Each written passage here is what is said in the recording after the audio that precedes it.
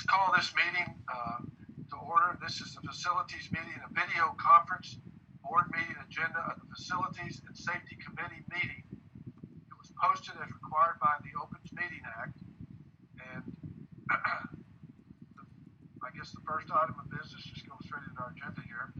First item of business is to discuss the TRE fund projects. Oscar Toppy. Thank you, Mr. Powers. Let me share the screen here.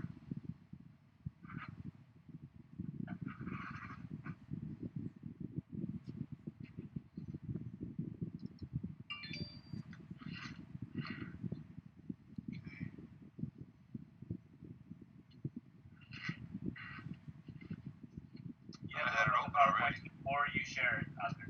Huh? You have to open up the PowerPoint before you click on share. Yes, I have it there. I think I clicked on the wrong screen.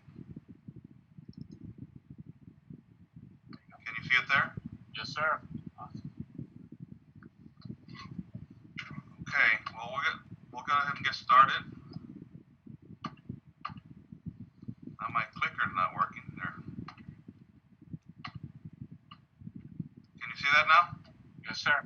Okay, we'll start with the first project, update on the Treasure Hills Elementary classroom wing. The contractor continues working on the punch list. The architect just did another re-punch list of the original punch list. It's called the back punch, and identified about half the items had been done. The other half, he sent them back to the contractor to keep working on them, and that's primarily inside the building.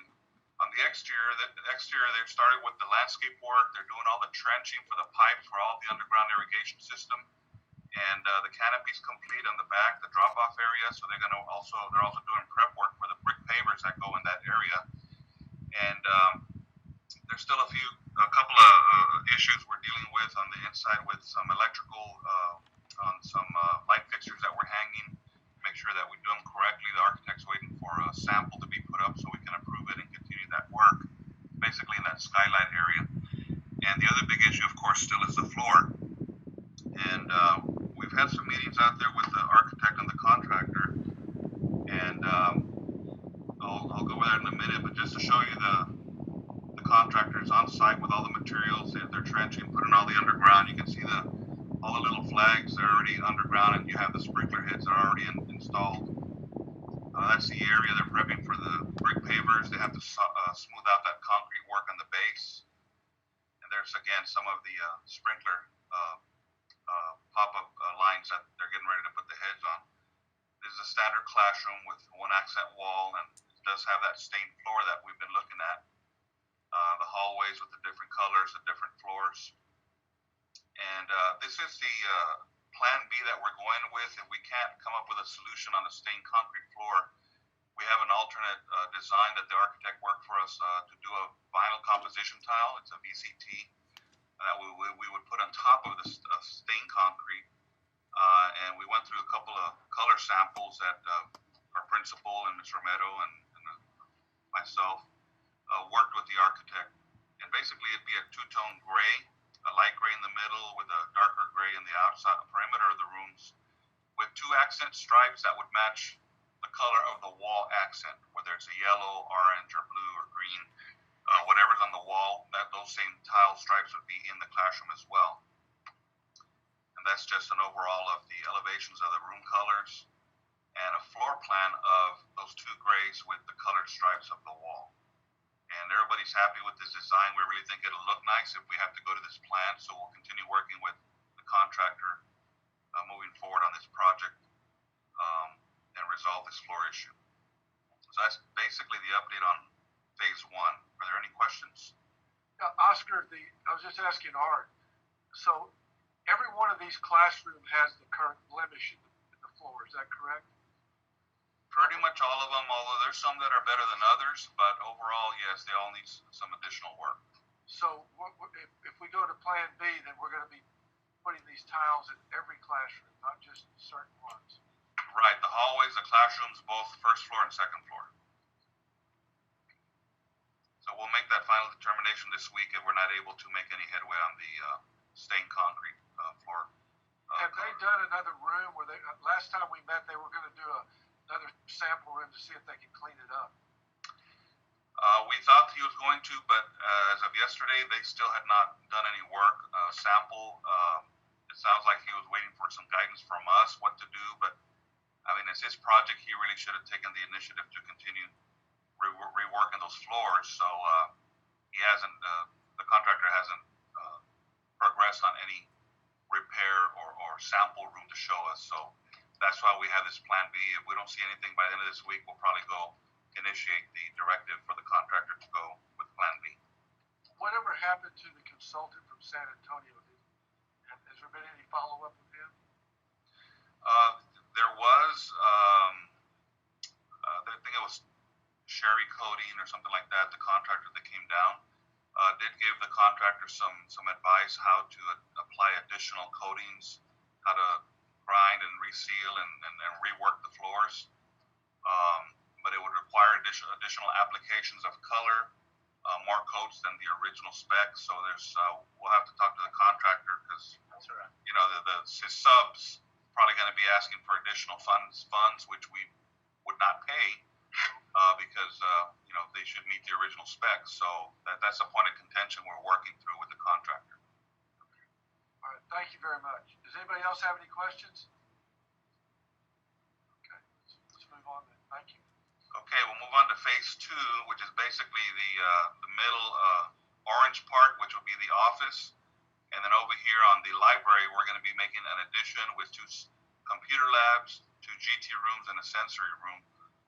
And then, of course, the whole parking lot and that front parking lot would all be redone. So that's all in phase 2.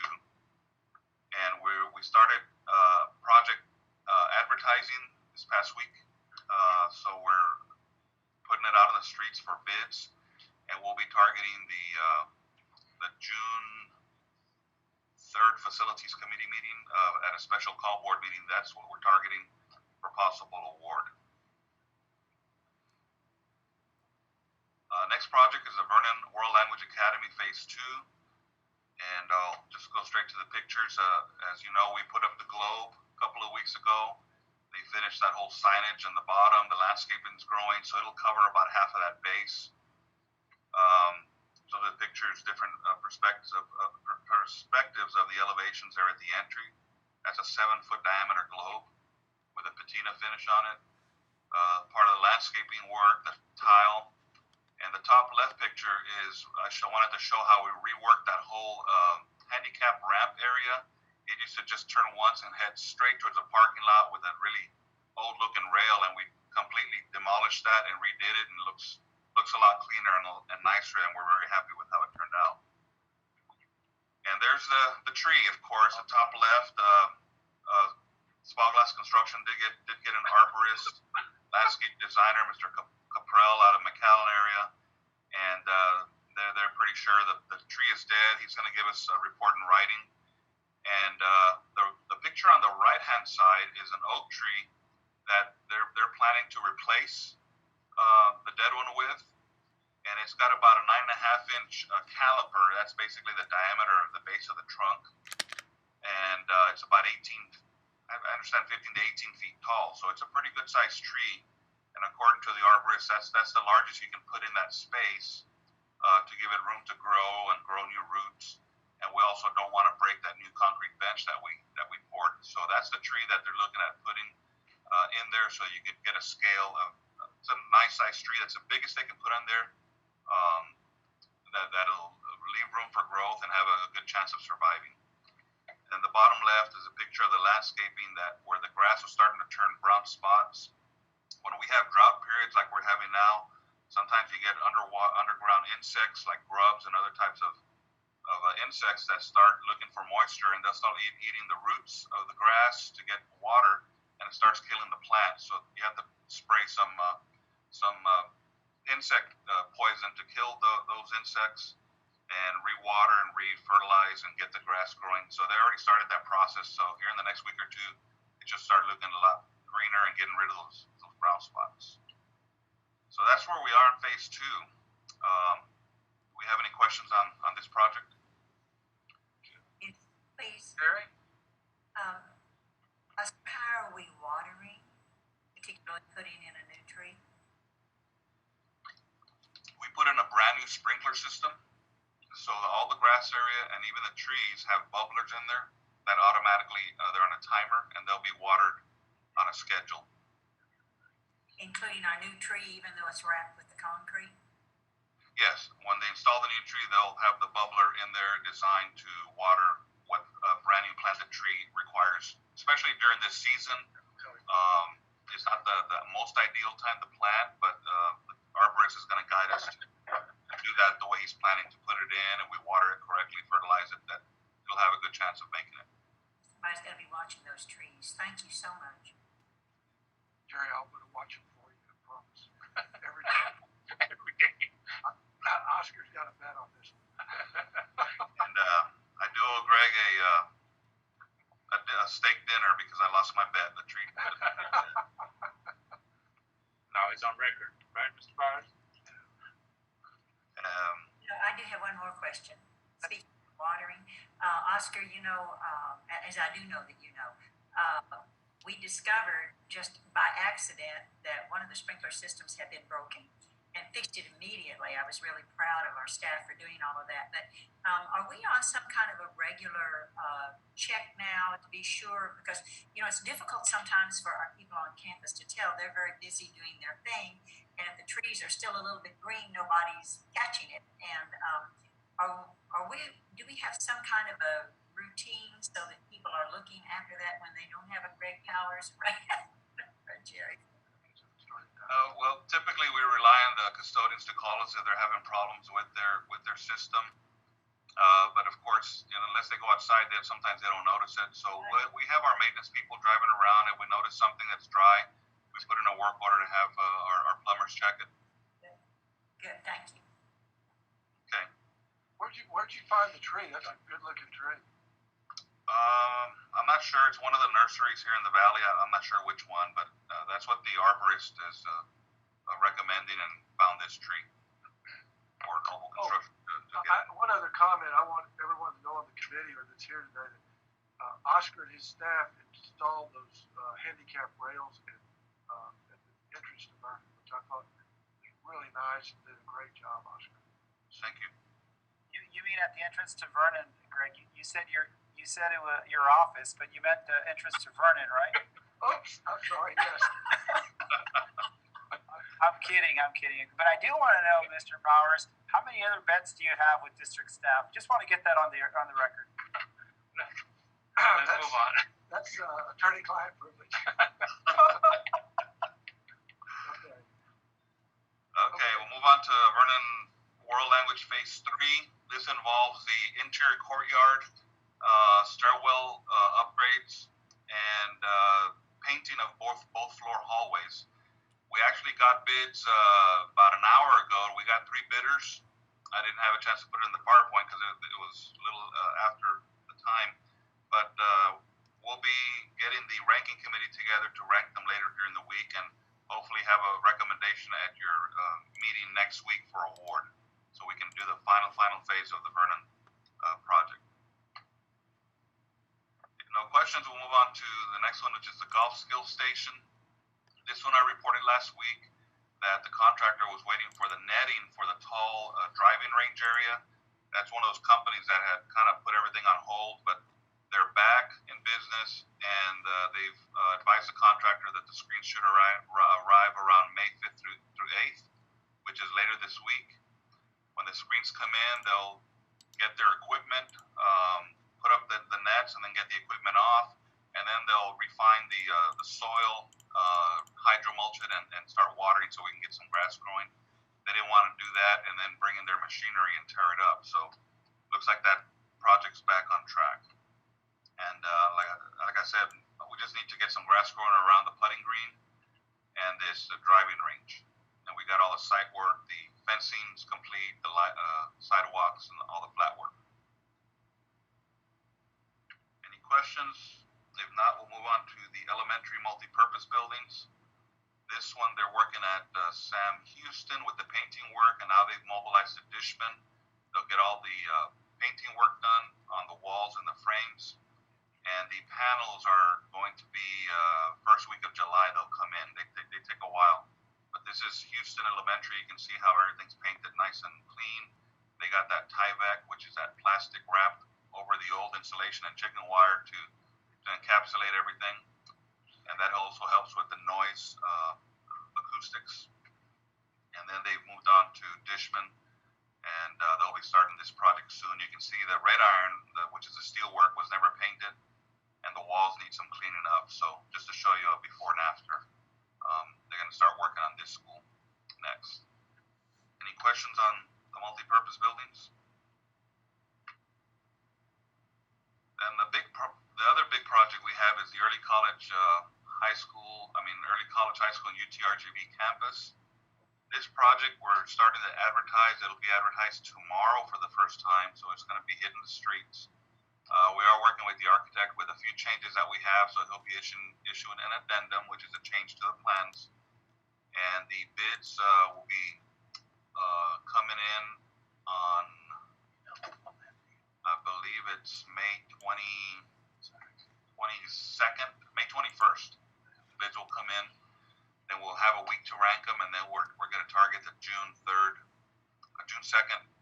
facilities committee meeting for possible award. So we continue working with the UTRGV staff on a few things that they're responding with that they want to clarify on the specification. So that's moving forward. Any questions on this project?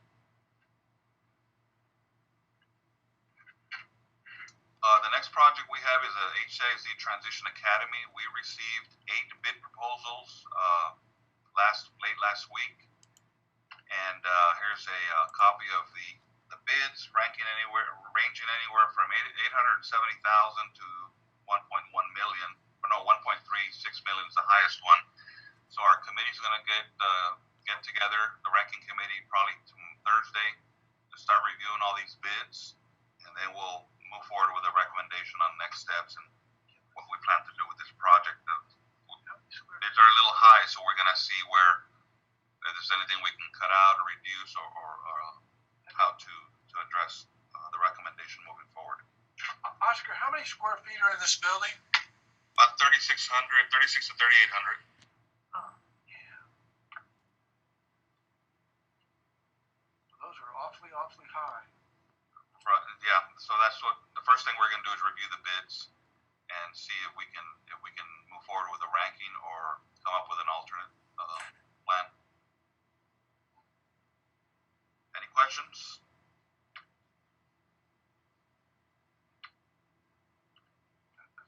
Okay, and that's the end of my presentation. I'm going to go ahead and get out, and Julio's going to put up his screen.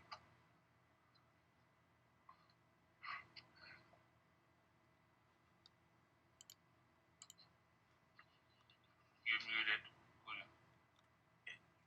Can you see that shared screen on the construction funds? Yes, sir. So if it's okay with Mr. Powers, I'll proceed with the construction funds report. This is a construction funds report as of April the 30th, 2020. Again, in year 1 through 4, in the column number B, we have $50 million that we have put into the TRE fund. Another $10 million in year 5 budget, which is total $60 million total in 5 years. Remember, we did the $10 million maintenance tax note 2 years ago. So that's where that $60 million is opposed to $50 million. What we spent in year 1 through 4 is in column D, and we spent about $40.8 million year 1 through 4 of those TRE funds. What we spent and committed this year so far is about $14.3 million that we spent in year 5 of the TRE projects. So total spent and committed is $55.1 million. So right now we have a surplus of about $4.5 million that pretty much has been earmarked for some continuing projects that we have ongoing. So we anticipate spending most of that here within the next 3 or 4 months. Again, this is the construction funds report through the end of April 30th this year. If that answers any questions the committee might have. Anybody, no questions? All right, well, thank you. I think that pretty much concludes our agenda, and if nobody has any comments, then we will go ahead and adjourn this meeting at this time. Thank you, everyone.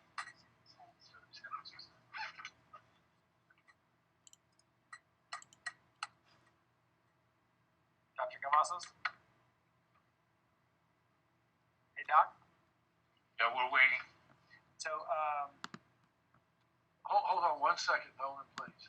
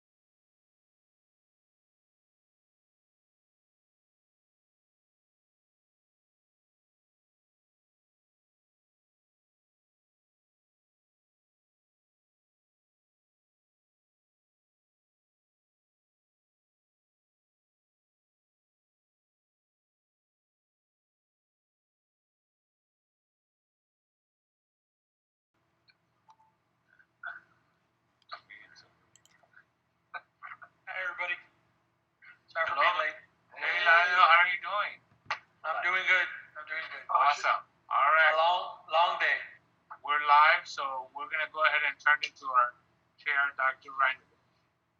Great. Thank you so much, everyone, for gathering for our meeting of the Transforming Teaching and Learning Committee. This meeting has been posted in accordance with the rules, and we will begin with a discussion and presentation by Veronica Cortan. We're going to be talking about closing the digital divide with blended learning. Mr. Cortan? Thank you, Dr. Reininger. Mr. President, board members, Dr. Cavazos, and senior team and audience. This afternoon's topic is closing the digital divide with blended learning. And so I'll just start with kind of letting you know a little bit about our lessons that we have learned with our pivot to school at home. So I'll start by saying that there have been some challenges, right, with moving to school at home, but we have had so many great stories come our way with school at home. But we have taken some time to just visit with different layers of the organization to get an idea of what the student voice sounds like, the teacher voice, and the community voice. And so I do want to open up with that. And so as we looked at getting some feedback from our students, first of all, super, super refreshing to be able to see kids on a Zoom and interact with them. We miss kids around here, and so it was neat to just have some time to sit and talk to students. But when we asked questions about school at home, they talked to us about this whole transition and about several things. But here's what we heard, is that really school at home has enabled them to demonstrate the 4 C's. Things that they have done, they have had to collaborate with their peers, be advocates for themselves. They weren't sure with some of the learning. They had to reach out to their teachers, but they also had to do a lot of critical thinking. In producing products to submit, there was a lot of the 4 C's that they talked about.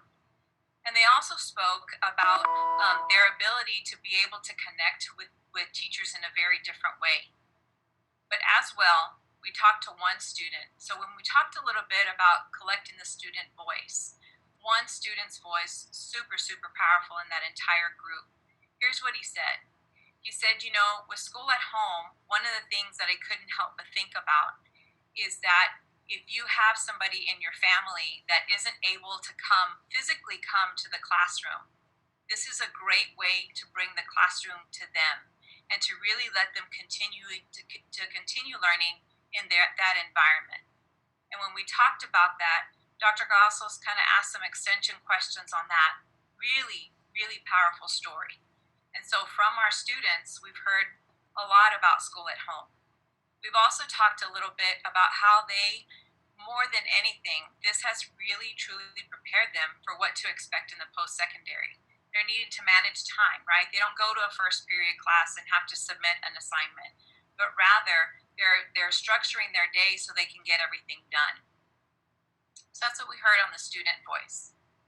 On the teacher voice, we had a chance to visit with department chairs, teacher leaders, and teachers of the year. And we heard several things from them. But one of the things that really was just a resounding message to us is that when we talk about a digital divide, the digital divide is not just in access to devices, but it's also with our teachers. So in visiting with our teachers of the year, some of them just took off. They were ready to run. They were digital leaders and things of that sort. And they said that transition to school at home really wasn't so much of a challenge. But there's a whole other group of teachers, and their voices came through on that focus group where they said, wow, what a change this has been. They started with the shift into school at home and really had some very deep personal struggles. They made their way through that, guided by their principals, the instructional coaches, and their colleagues, and they were able to persevere through that. And had one teacher in particular had a great story of triumph. She said, I went from, oh my goodness, I know nothing about what is Zoom, what is all that all about. I went from that to now having several monitors because this is just the way that I'm running my classroom now, right? And so she did speak to us, gave us some great insight as to what support for teachers needed to look like. And then there's the community voice. I do have to say, one of the really positive things that has come out of school at home, while our pandemic has really impacted our country, one of the things is that I do believe that there is a deeper appreciation for the role of our teachers in the classrooms, because parents are now having a firsthand experience at what does it mean to really be an effective teacher.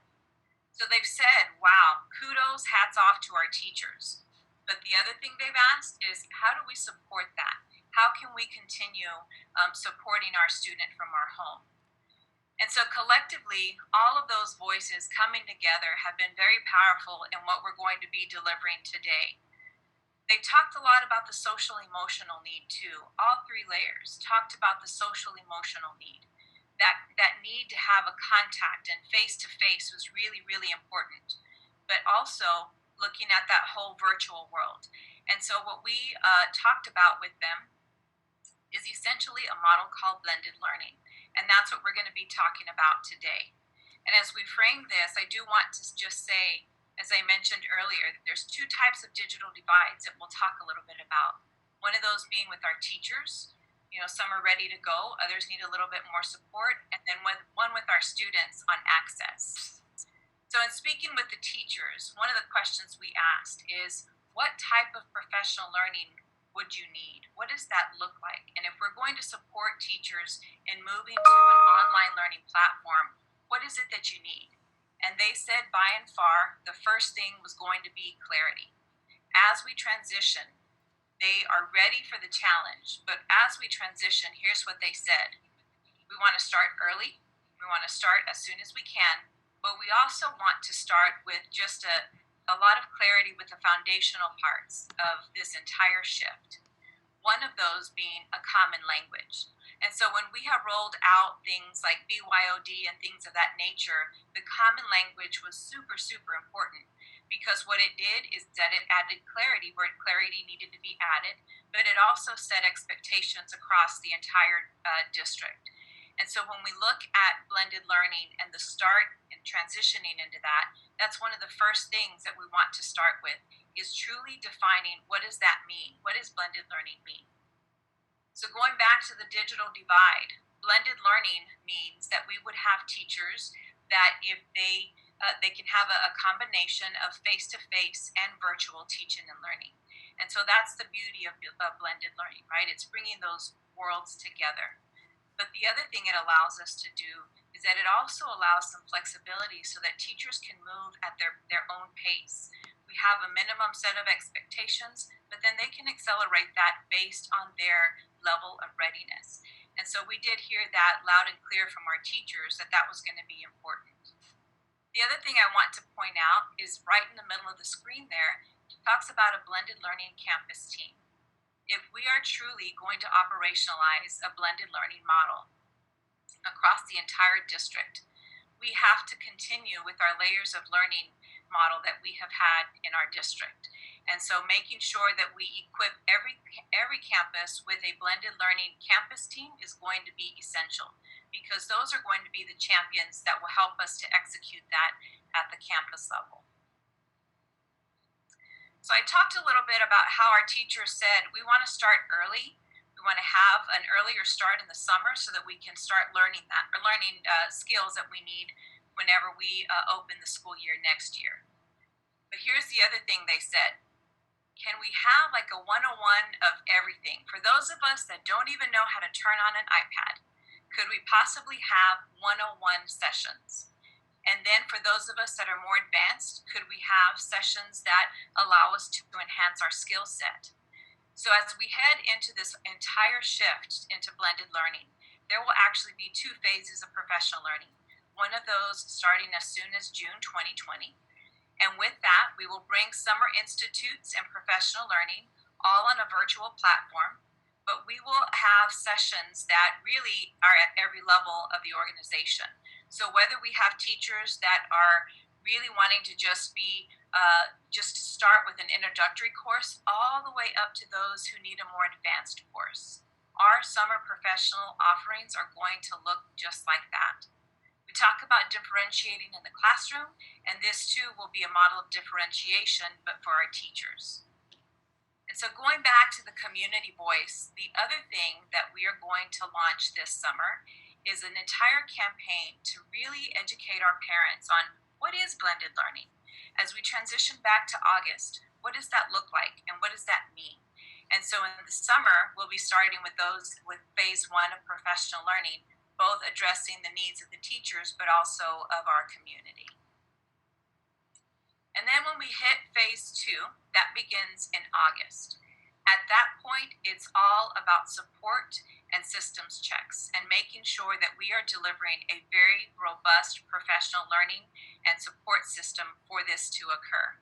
As we look at our professional learning, we also have had a chance to redefine how we're doing professional learning. And so as we hit August, we too are going to be delivering a very different type of professional learning series. Extremely ramped up from what we have known in the past, because our teachers are going to need that type of support. Working in professional learning communities, exchanging proven practices and best practices is going to be important. But that third bullet there about instructional rounds. We launched instructional rounds this year at our middle schools, and I'm happy to say that with instructional rounds, we saw a very different type of department chair from where we started through the end of the year. And the reason being is because in instructional rounds, we empower teachers to be a different type of teacher leader. They're working with their colleagues, sharing proven practices, going into their classrooms, observing one another, and really truly learning from practitioners. And so instructional rounds is going to be a critical part of our execution of blended learning, because it's teachers learning from one another. So we'll be expanding that model throughout our district as well as a different type of support for our teachers. And so the most important thing with professional learning is that regardless of where our teachers are right now today, we are going to have scaffolded learning so that they can feel equipped with the tools that they need whenever as we transition into our blended learning model. And so speaking a little bit about digital divide, I mentioned earlier that there's actually 2 different digital divides that we are going to be addressing. Madam Chair, I guess before we go to that this new part, I have a couple of questions on page 4. Is this a right time, Chair or Veronica, to ask that, or should I wait till the end? No, I think it's appropriate to go ahead. Sure. Please. Okay, thank you.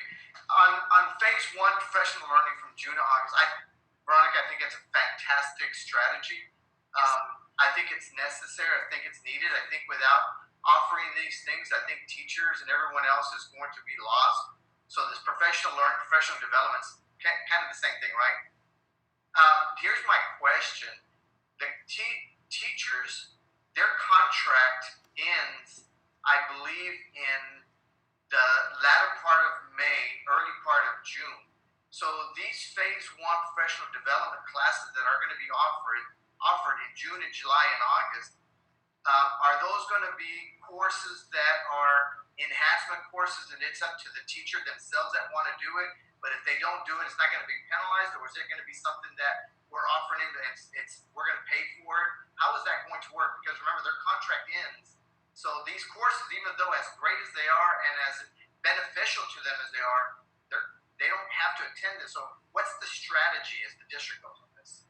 Sure, so I can speak a little bit about how we've done that in the past. So with our digital leaders, we had a first cadre of 3 through 5, and then we bumped to the kinder to second grade cadre. And when we had a week-long institute that was going to impact what they needed in the classroom, we brought them in and we were able to pay them. But it was only for certain that group of teachers.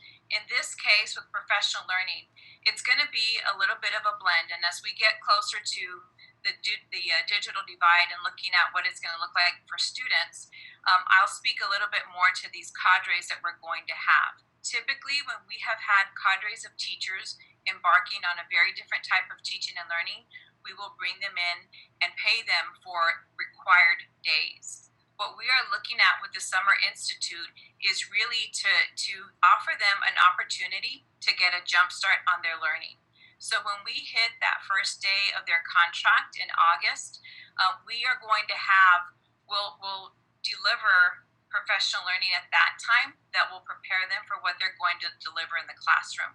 So all of the professional learning, the menu of professional learning, there will be some where we will say, this is your requirement, and then there's going to be a set of professional learning sessions that are just open to them if they want to have that as an option.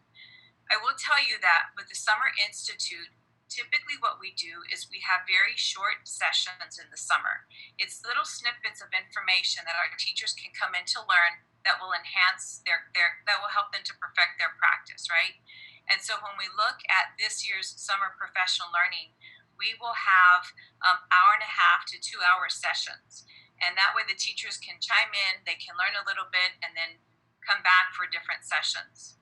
As we have launched professional learning during this school at home time, I will tell you that our sessions, we have one at 3:30 and at 4:30, Monday through Thursday. And those sessions have been averaging about 100 or 120 teachers because it's short little snippets of information and just one skill that they can learn at a time. And so we've opened it to all of our teachers and we've said, if this is for you, jump on in. And we have had a lot of success with that type of a model. And so we're wanting to extend that into our summer. Great. Yeah, absolutely. And I think as long as we're transparent, we're open, and they're aware of, if it benefits them. In fact, I think everything that you're going to offer is going to benefit every single one of them. But I guess as long as everyone is on the same page in terms of expectations and on what you're doing, I think it's fantastic. And one area that we will work on, we're going to be very intentional with developing the campus leadership team. Because as we all know, we have to have bench strength at every one of our campuses in order for them to have a system of support. And so for a group like that, those trainings are going to look a little bit different. But really, our menu is going to include some that are required for certain groups and others that are just optional. And like I said, it's been neat to see so many people on those 3:30 and 4:30 sessions. So, all right. Thank you, Sharon. Chair, may I say something real quick? This is Bobby. Yes, sir, Steve. I just want to say that I've been to the Summer Institute programs, and they are amazing. I highly encourage other board members to check it out because it's a really, really cool thing that they're doing. So, good job, Veronica. They're fun, that's for sure. So as we look at professional learning, one of the things I do want to say is that I think one of the most important things that we have to keep at the forefront is this digital divide, right? We're going to have some teachers that are going to run with it, and we're going to support them. But there's another group that are not going to be ready to run. And so, like I said, it's really this scaffolded approach. How do you work with teachers to start infusing technology, and what does that look like? So that's really why we're working on these summer professional learning sessions. And some of them will be able to have larger groups, but others are going to be very, very small groups because their needs may be a little bit higher than other groups. So as we move into closing the digital divide with our students, I'm going to talk a little bit, very generally speaking, a little bit about what blended learning can look like in our district. So at the elementary level, we have had digital leaders. And with those digital leaders, they have had a lot of success on an Apple platform. We have iPads in those classrooms, and now because we're in the second phase of digital leaders, we now have teachers in every grade level at the elementary level who can work with colleagues and who have really been a godsend through this entire school at home transition. So you may have heard words like Seesaw and Seesaw ambassadors. And so at the elementary level, that part of our organization had about 150 digital leaders. And so collectively, they have done an extraordinary job with leading their colleagues with school at home. What we're looking to do is to expand the digital classroom initiative and have every classroom equipped with digital tools, because we have seen that a platform like Seesaw meets the needs of all of our students. Regardless of what level they are at, our students are able to deliver products through Seesaw using their iPads that are really quite impressive. And that is for the students in general education, but also our students in special populations as well. And so at the elementary level, we're wanting to create a digital classroom in all of our classrooms. And then as we look at the secondary level, we are looking at bringing back the entire digital classroom model, because with that, we have had a lot of success. So at the secondary level, we're looking at creating these model classrooms. Again, they would be infused with technology. We're looking at Chromebooks for middle school and looking at iPads and BYOD at the high school. But these digital classrooms, in essence, will become the model classrooms, so that at each of our secondary campuses, they will have a classroom. All teachers will have a classroom to come to learn and to see an entire blended learning model in action. What we have found is that we can deliver professional learning on our end, and we can bring things like Apple Coaching to the campus. But when a teacher walks into one of their colleagues' classrooms, that is very, very powerful, because they see it through a different lens, right? And so what we're looking at with the elementary and the secondary is having a really big infusion of devices into our classrooms. Because going back to the student voice, we heard that via technology, they are able to have a more personalized type of instruction. They're able to go at a different pace. They're able to manage their time differently, and so on. And at the elementary level, like I said, with Seesaw, they really, really personalize that. And some of the things that were really important as we looked at how we're going to migrate to an online learning platform, teachers and students and parents alike all said this one thing.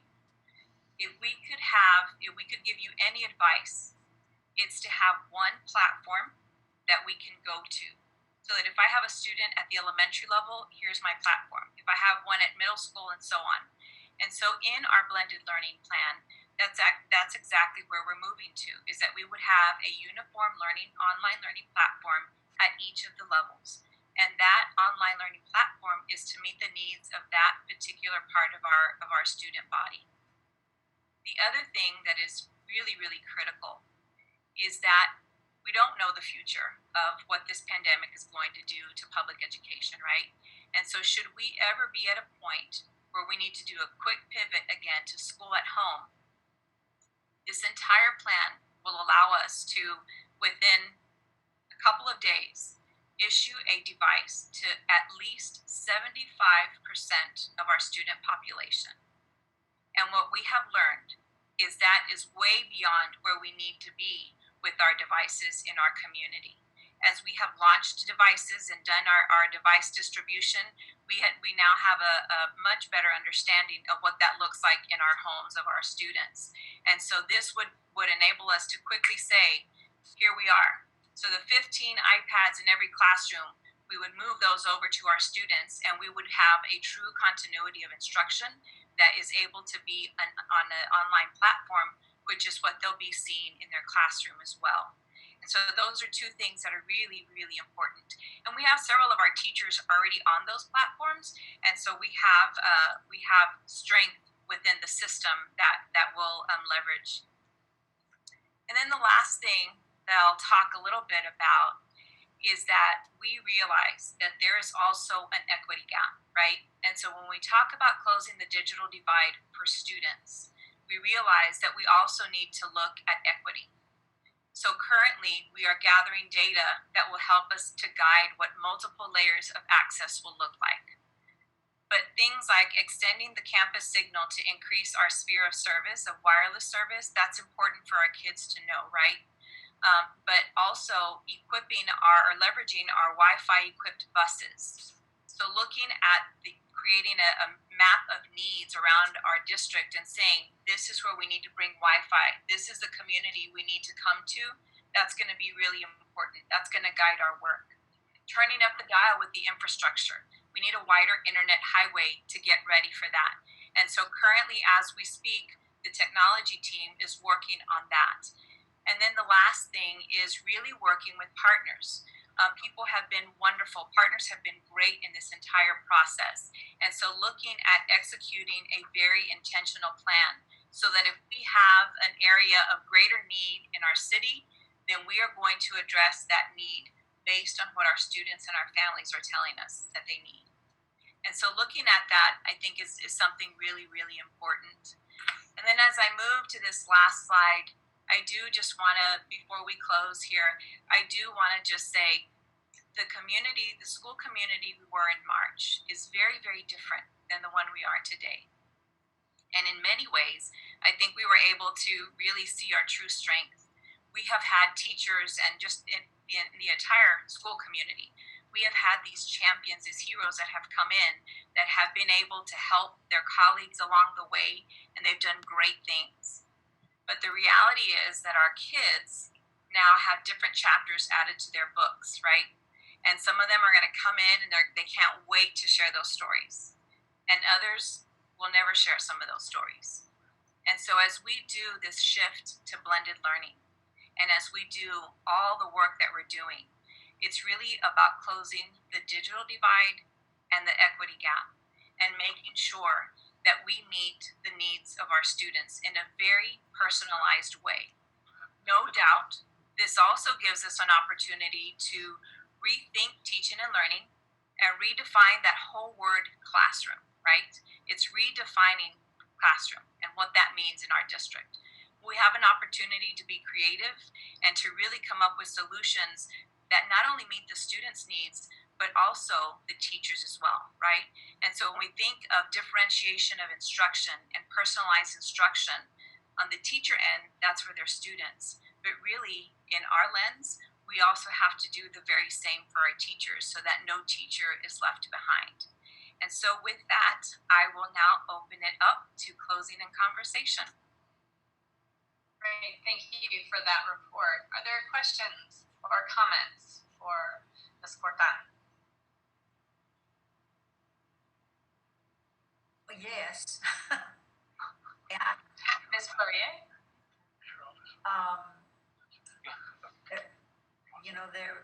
I think there are months worth of questions and comments. And Veronica, you've done a spectacular job, an excellent job presenting the fact that what we are really doing is redefining public education, and we are recreating how we're doing it. It's very heartening to see the degree of creativity and positivity that all of our district is bringing to this. I'm so proud of you for noticing and emphasizing the fact that we do have with our adults as well as with our students. And I was speaking to the superintendent yesterday, and it's really struck me most strongly that we are not at a point now where we are helping people up their game. Okay. It's a whole new way of doing public education, and it may be for those teachers who are already very proficient in technology that they're tweaking this and they're tweaking that, but it's so important for us to recognize, which you did so beautifully, that there is an entirely other group who is having to start all over. And what we are becoming as a school district of necessity is a teacher training university, because there's no other way to do it. There's no other. We've got the staff, we've got the student body in front of us, whether they be students or whether they be teachers. They're starting at zero. Right. Well, they've done a wonderful job of getting to where they are, and I'm sure with great angst.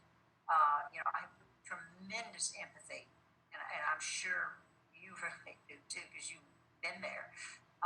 With what these people are having to do and what we're asking them to do. And I just hope that they understand that we understand that what we're asking here of necessity is an entirely new way of life, an entirely new way of doing things. And to my younger colleagues, it may seem very ordinary, But I'm here to tell you that there's a whole other group of us to whom this is not ordinary at all. And I'm just so proud of everyone from the positive things that you've been telling us. I think that, and I know that we're doing this, but I think at the same time it's equally important that we recognize the struggles and the difficulties and the challenges and the boredom and the lack of achievement, and I want to do, and the personal loneliness, that they're, these children are also reflecting great challenges and great difficulty that they are having in the midst of this. I guess my hope is that as we teach ourselves how to do this, as well as we've learned how to do other things, that we will be able to individualize. I was so pleased to hear you say that. That's critically important, because the stories of the children are the same as the stories with the adults. Well, some of it has not worked at all. Some of the children are thriving. Some of the children are lost, I say bored, and feel like they have lost the accomplishment that they have done. And it's equally important for us to recognize all of that. That we're all in one family. They're all our children. They're all our teachers. They're all in our family. And I think what's remarkable, I wanted to say that because I think it's important to publicly acknowledge the issues and concerns and problems and the losses, as well as to acknowledge the tremendous, what you're describing is a tremendous effort and a tremendous successful effort, more so than anyone should have ever been able to anticipate, in what our teachers have accomplished. I want to really give a lot of credit, though, also to the fact that had we not been positioned as a school district through your office and through your personnel, and then expanded from there out onto the campuses, I think it's safe to say that almost none of this would have been able to happen. And so kudos to HCISD, because it's really important, I think, for the public to understand that what's been happening here is not normal. It is not ordinary. It is not ramping up. It is redefining everything for a significant number of people. And so kudos to Dr. Cavazos. I can well remember the days when all of this was started, as can most of my colleagues. And it is astonishing how well positioned we are by having you and your staff and our people, throughout all the campuses. What you're describing is astonishing. So I just want to say thank you from the bottom of my heart, because I've been really worried about our people, our teachers. How on earth can they be doing this? I could not have done this. And a great number of them were not ready. They did not go to college to become technical gurus. Right. Did not. They went to college to learn to teach in a classroom. And so now we're asking them to change completely. So I would like for them to know that we empathize with that. And I would like to thank you so much. I'm just super excited. I'm particularly pleased because you reflect an optimism that we will be able to use this as an opportunity to individualize, because that's what classroom teachers struggle with more than anything, is the individualization and working for the individual students' needs. And we talk about that. We've talked for decades about that. Have we accomplished it? Absolutely not. You know that better than I do. We're getting there. We're getting there, but it's been very difficult. I'm excited that you think this might help with that. I do see a redefinition of the school year coming. We've talked about that, Dr. Cavazos and I would like at some point to visit longer about that. So we're having to redefine everything, and we will have to redefine the school year calendar as well. But I'm very encouraged and very excited. And I'm very grateful. And I'm very empathetic. So thank you, thank you, thank you.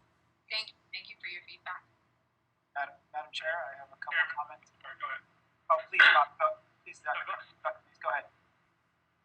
Sure. Yeah, absolutely. I just wanted to mention, this is, of course, we all know this is National Teacher Appreciation Week, and absolutely, we should definitely be recognizing our teachers for such an amazing job. And I've actually talked to several teachers this week, and one of the things I've mentioned, I don't think I've mentioned to you, but if we step back and look at the big picture of what's happened here, typically we could have managed something like this, which this was out of our control. But if you manage something like this, and we said, hey, the governor wants us to come in here and go 100% digital, how long would the state give us to do that? Probably about a year and a half. Get trained, get the right platforms, get the parents ready, get the students ready, right? There'd be a transition. I'm assuming about a year and a half. I think that'd be logical. We did this in 2 weeks, which is amazing. And to your point, Ms. Flourier, we have to acknowledge our teachers, and I know some of them are having a hard time, but they're transitioning very well overall, I believe. And I think that Ms. Quinton, your office has done such a great job. Such a great job. I love how you ended the presentation. We don't want to leave any teacher behind. That's what it's come to, right? We have to make sure that we're allowing them to understand what they need to be doing, because it's confusing. The other thing I talk about is my family. I've got 4 kids. An 8-year-old, a 7-year-old, a 6-year-old, a 4-year-old. How do you manage 4 Zoom calls at the same time? Do you have enough devices to do that? I mean, it's happened to us. I'm on a Zoom call. My son's on a Zoom call. Okay, we have all the devices, but do we have the bandwidth? There's just so many different variables that we have to play with. And so our teachers who are mothers who are dealing with 3 or 4 kids and their students, I think we definitely need to acknowledge them. Mother's Day is coming up. I think that they need to be acknowledged. Our teachers need to be acknowledged. And last but not least, I want to make sure that we're not forgetting any of our students. I know that we highlight the success of our students. And I don't know if you've done this, but my concern is never the top 10%, because we know they're doing well. My concern is that 92%, bell curve that we always talk about. How are they doing? Where is that tail end? Where is that, that 10% that we don't see? And how are we getting to the parents? Are we getting to the students? Because based on what I'm hearing, there are several students that they've thrown in the towel. They're like, you know what? I don't need to do this. I'm not going to do this. And what are we doing to manage that? And I know it's kind of the end of the year here, but moving forward, right? When we go to a digital platform, and I see this, of course, with my students that I deal with, my patients that I deal with, from a digital platform, when I'm working with them off-site, the number one thing that drives them is accountability. So where does that accountability fit into this system now, and where will it fit into our system in the future? That's a great question, and I'll tell you that I know we didn't put that in the plan, but I did cover some of that with Dr. Cavazos as we were preparing for this presentation, because we do have to have systems in place, and we have to guide our teachers on how to do that and how to specifically look at accountability, because it is a very different shift, right? And so as we head into the blended learning model, that is going to be one of our topics. It's how do you grade on this type of a model, and what can we expect of that? But I'll tell you that the students that we have been speaking to have been really in different areas. And Mr. Villarreal and I have talked a little bit about this too. We really need to connect with students in all layers of our organization so that we can get ready for that part as well.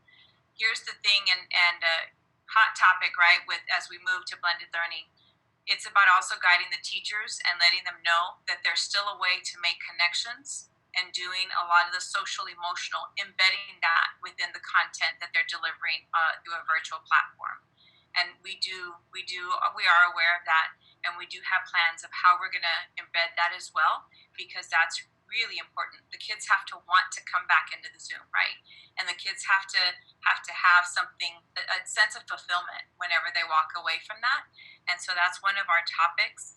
We're starting that with some of our specialty school orientations, just to learn from the students, like, what is that? What do you need during this type of a platform? And so great point. So thank you for that. Dr. Perez? Yeah. So just, I think many of the excellent points have already been made, but I'll skim over just real quick. But I appreciate the comments by my colleagues, Jerry and Bobby. I think excellent points. This is a monumental feat that we've accomplished in such a short time, and really, it's because of the alignment at the top and the strength of our leadership at central office, and really, it's because we've been sort of we have a culture of innovation in this district. If you think about it, we're constantly spinning out ideas from all our design teams and everything else, and so we're just kind of used to doing this.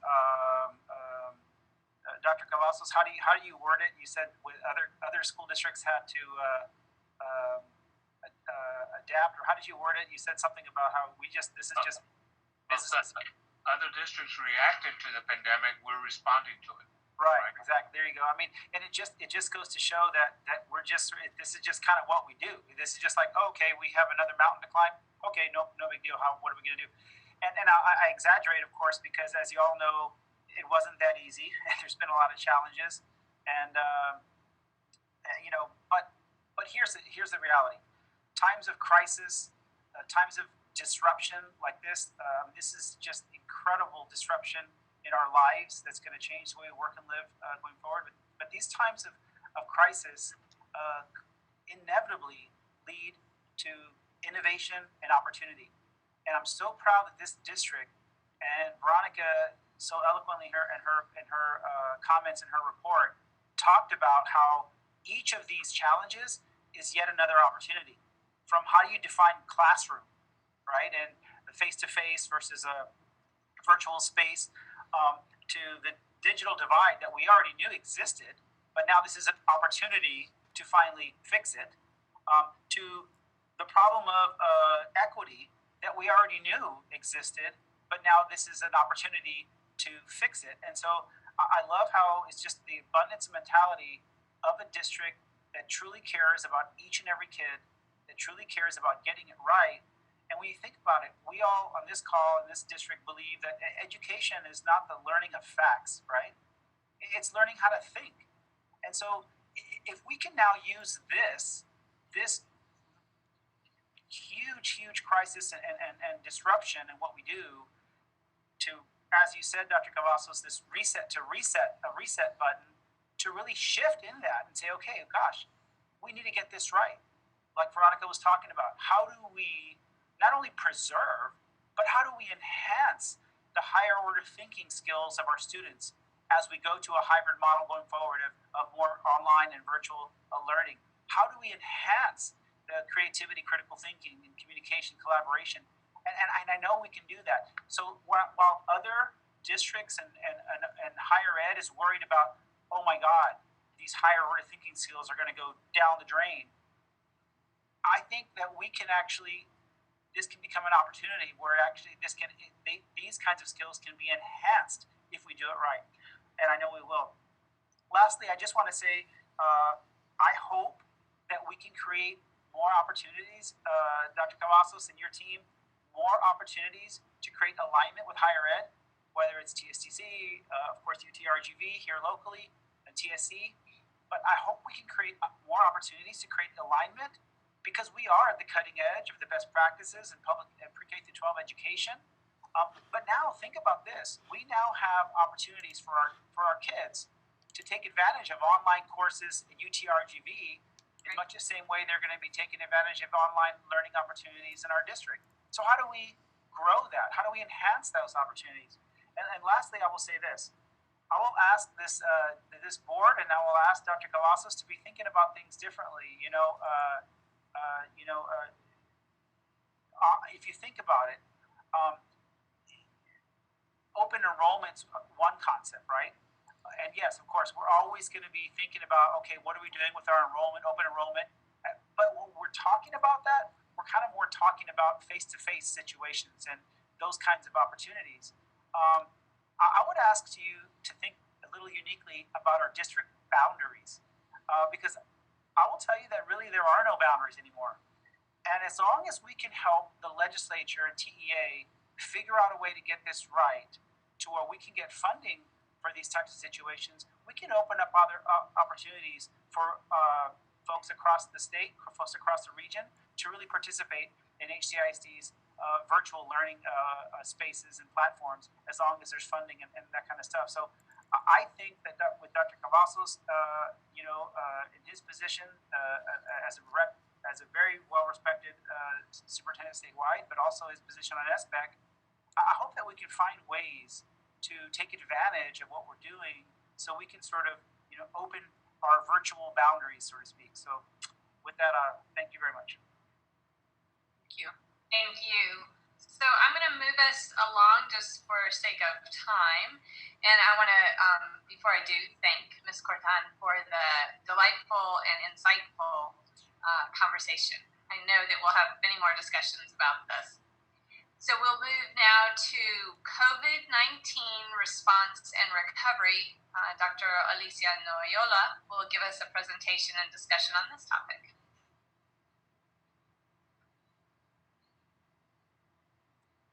Good afternoon, everyone. Good to see everyone. I'm going to go ahead and share my screen just to get us going on this particular presentation. We want to take the opportunity to share with our board the progress of where we are with our response to COVID-19. So let me just get situated here.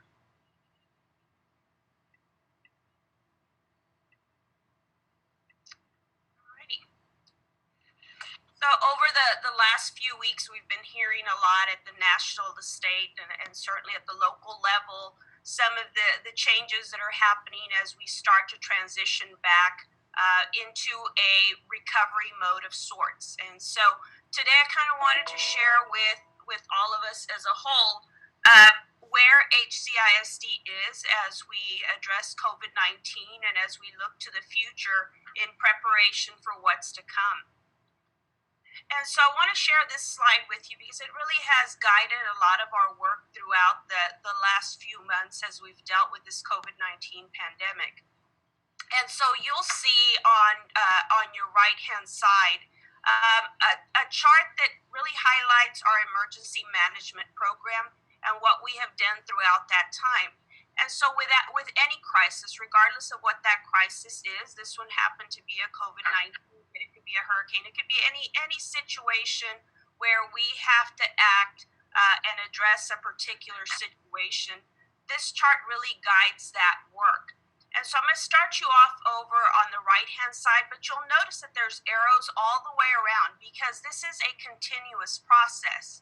But anytime that we are dealing with a crisis situation and or we have an emergency situation that we address, we kind of go through this process. And so at first you have that mitigation up on your right-hand side. And it's really what are those efforts that we are taking immediately to try and reduce the effects or any of the risks that may come with that particular crisis. And so those are your immediate responses, right? But then you move into a phase of preparedness. And what are those actions that we are going to take place prior to the emergency to facilitate our response and really to ensure that we're ready to address it? And so with this particular COVID situation, we knew that it was coming, but we certainly had time to start doing some preparation because it really had not hit the valley at that particular point in time. So we had some time to do that preparation. We had several sessions with our Board of Trustees where we kind of shared with you what all those plans were and how we were looking to implement.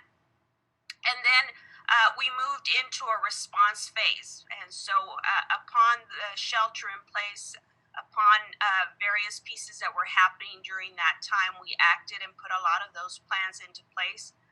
And all of those were just designed to ensure that our district was ready to move forward.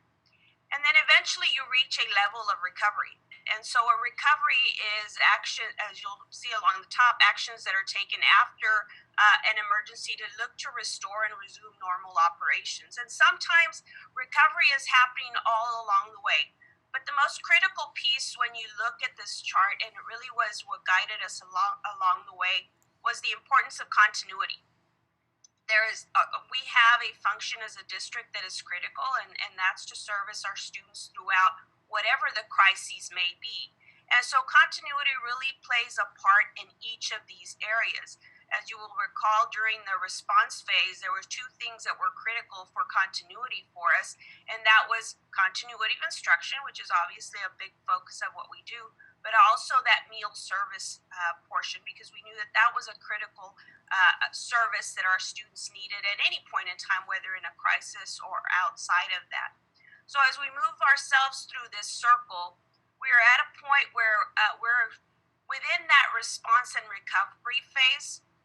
Obviously, we're seeing a lot of that happening across our country, and so we too have to be ready to ensure that we're ready for whatever may come in the future. And so when I'm going to take you to our next slide. And so you'll see our response level system. Obviously, this was the work that guided us all along the way. And really, these three levels that you see before you were the actual mitigation, preparedness, and response. And so along the top, you see all of the triggers that guided us through this process. You see a number of the activities that we put in place in order to be prepared, and then ultimately to respond if and when those triggers came into play. And so a lot of work went into that. And so as you saw on our chart, the next piece is really focusing in on recovery. And so I want to spend some time talking about what our recovery plan looks like moving forward. And so we have broken this recovery plan into 5 phases. And so phase 1 is really the phase that we are in at this point in time, and ultimately finishing out at phase 5. And so through this process, we will work on planning, preparing, and really mitigating for the reopening of schools in the fall. There's a lot of unknowns as we go forward, but ultimately no different than the planning and preparation that we did to prepare for COVID. We're also looking at what does that response and recovery look like moving forward. And so what I want to do is take you through these phases and kind of walk you through a little bit of some of the activities that we are looking at in each of these phases moving forward. I will tell you these are not all encompassing. A few bullets doesn't represent all the work that goes on in our district to support our students, but ultimately there's some key items that we need to focus on. So I want to start with phase 1. And so phase 1 is really where we are right now when we talk about preparation for the closing of our schools. We are first week of May, we are closing our schools, or the end of the school year is May 22nd. And so there's a lot of work that has to happen even as we're working remotely. And so as we prepare for the opening or for the closing of our schools, one of the key pieces that was essential in order for us to start moving forward in preparing was really the closing of our schools, the closing of the school year in and of itself. It's always been a process. We close schools, we prepare for the fall, and then we open schools in the fall. That has not changed. The way in which we do that may change a little bit, but that process still remains the same. We have to finish one year to open up another. And so as we talk about the preparing for the closing of schools, one of the key pieces was the importance of bringing back our district and campus administration. And so earlier this week, all of our district and campus administrators returned. I want to take you back to Mrs. Corton's presentation. That was a lot of work and a lot of planning in that. But ultimately, we need people that will come together to carry out that plan. And so it's essential that we have all of the people at the table in order to be able to move any plan forward. And so some of the key people in that is our district and campus administrators. They set the stage in terms of planning, and then they move through that process. In phase 2, we are looking to bring back some additional staff because as much as our district and campus administrators do, they can't do it all. There are essential pieces across this entire district that make our district run, that have our school district function as well as it does. And so all of us have to come together as we move forward to preparing for phase 5 and the return of our students. So this week we are bringing back our district and campus administrators. And so a big part of what they will do is preparing for the return of additional staff to our school district. And so as we get ready for that preparation of returning staff, there's some key items that are going to be essential to ensure that we have everybody working towards our goal. And so one of the very first bullets that you will see there is looking at the health protocols for our facilities. So we know that in phase 2, we are bringing back all our non-teaching staff. In phase 2, we will bring back every staff member except for our teachers. Now, the reason our teachers aren't returning is because we have not physically opened our schools. So continuity of instruction has to move forward. And so our teachers have lessons, they have classes, they have a number of things that they're doing throughout the day. And so that work needs to continue. School has not ended. And so they are a critical piece. And so they will continue to work remotely from home. But everybody outside of our teaching staff will return so that we can begin the processes of closing our schools and the various things that have to happen along the way. And so one of the key pieces are to ensure that we are keeping our teachers safe, and I should say all of our staff safe, is making sure that our facilities are ready for that. And so we have all of our custodians that are going through trainings. We did a lot of training with them prior to us moving into sheltering in place, but we're going to go through those processes again, ensuring that all of our maintenance and custodial staff are ensuring that our facilities are ready to receive our staff back.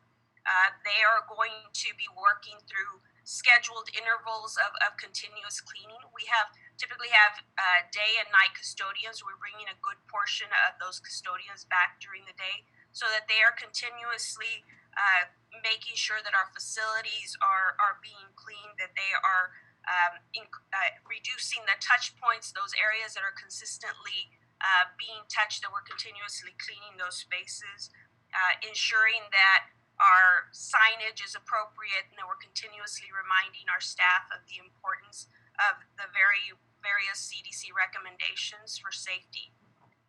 We are going to be putting hand sanitizing stations at all of our campuses. As we had a previous conversation, one of the critical pieces is hand washing, and that by far doesn't matter. We're looking at the governor's recommendations, CDC recommendations, nationwide recommendations. Hand washing is one of the most critical pieces to ensuring the safety of our staff, and so we will continue to remind our staff about that. But we're also putting hand sanitizers for those occasions where soap and water may not be readily available. We will have some hand sanitizing stations throughout. But beyond that, we also have to establish health protocols for our employees. You know, as we did our research on what were those things that we needed to make sure that we had in place, there were certain items that we saw consistent across everywhere. One of those was the importance of the hand washing, as I mentioned before. The social distancing was the other one. And then one of the recommendations that we're consistently seeing is the masks and the importance of masks for personal protection. You know, sometimes people think that the masks are for protection from everybody else, but it's actually a form of self-protection because it keeps people from touching their face and their mouths and their noses and so forth. So that it provides that barrier of protection. But also, to some degree, it also protects others because if someone happens to be sick, and we know that there's a number of potential asymptomatic possibilities, then that also protects those around them. And so one of the things that CDC speaks quite a bit about is the importance that we all work together and that everybody take personal accountability for their safety and everybody around them. And so as we develop these health protocols for our staff, one of the things that we are also building in is that for every employee that's returning, there's a a health protocols video that all of our staff will have to see. For example, one of the parts of that video is about proper hand washing technique.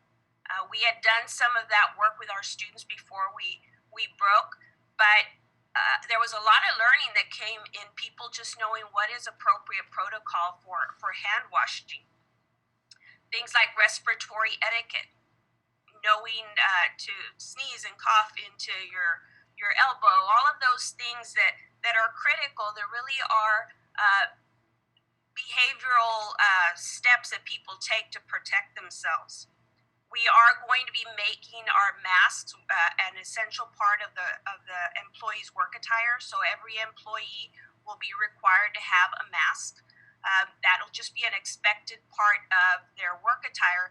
Those employees who, for whatever reason, are not able to have a mask, that will be working with their supervisor to ensure that they have that availability. But that's going to be a critical piece for all of our staff. There's a lot of personal protective equipment, but as we researched and we looked at the recommendations from CDC and from governors and medical professionals, there's protective equipment like gloves and face shields and goggles and gowns and all of these things. But, the biggest recommendation that we heard is that if we focused on our masks, our hand washing, our social distancing, those other items, that other protective equipment, we really needed to focus on allowing our health professionals to be able to take advantage of those items, because they are in a more critical contact with people that actually do have illnesses. And so out of respect to our health professionals and our health organizations, our biggest focus is going to be on the CDC recommendations and what's coming forward from the governor. That does not mean that if our staff wants to wear gloves or goggles or all of those things that they won't be able to.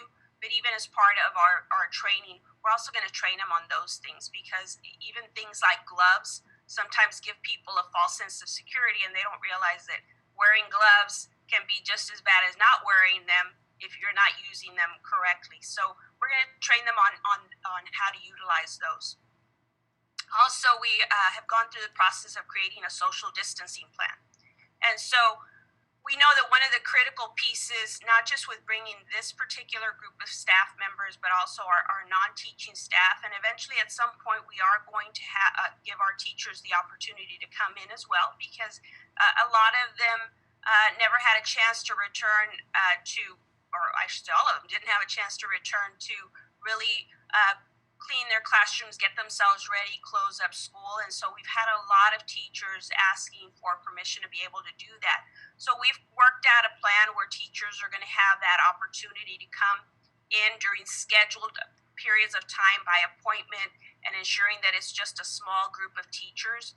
We do not anticipate any school really having more than 20, 25 employees at any one time, and that's at our bigger schools. So we've worked a plan so that we can ensure that we're having those social distancing processes in place.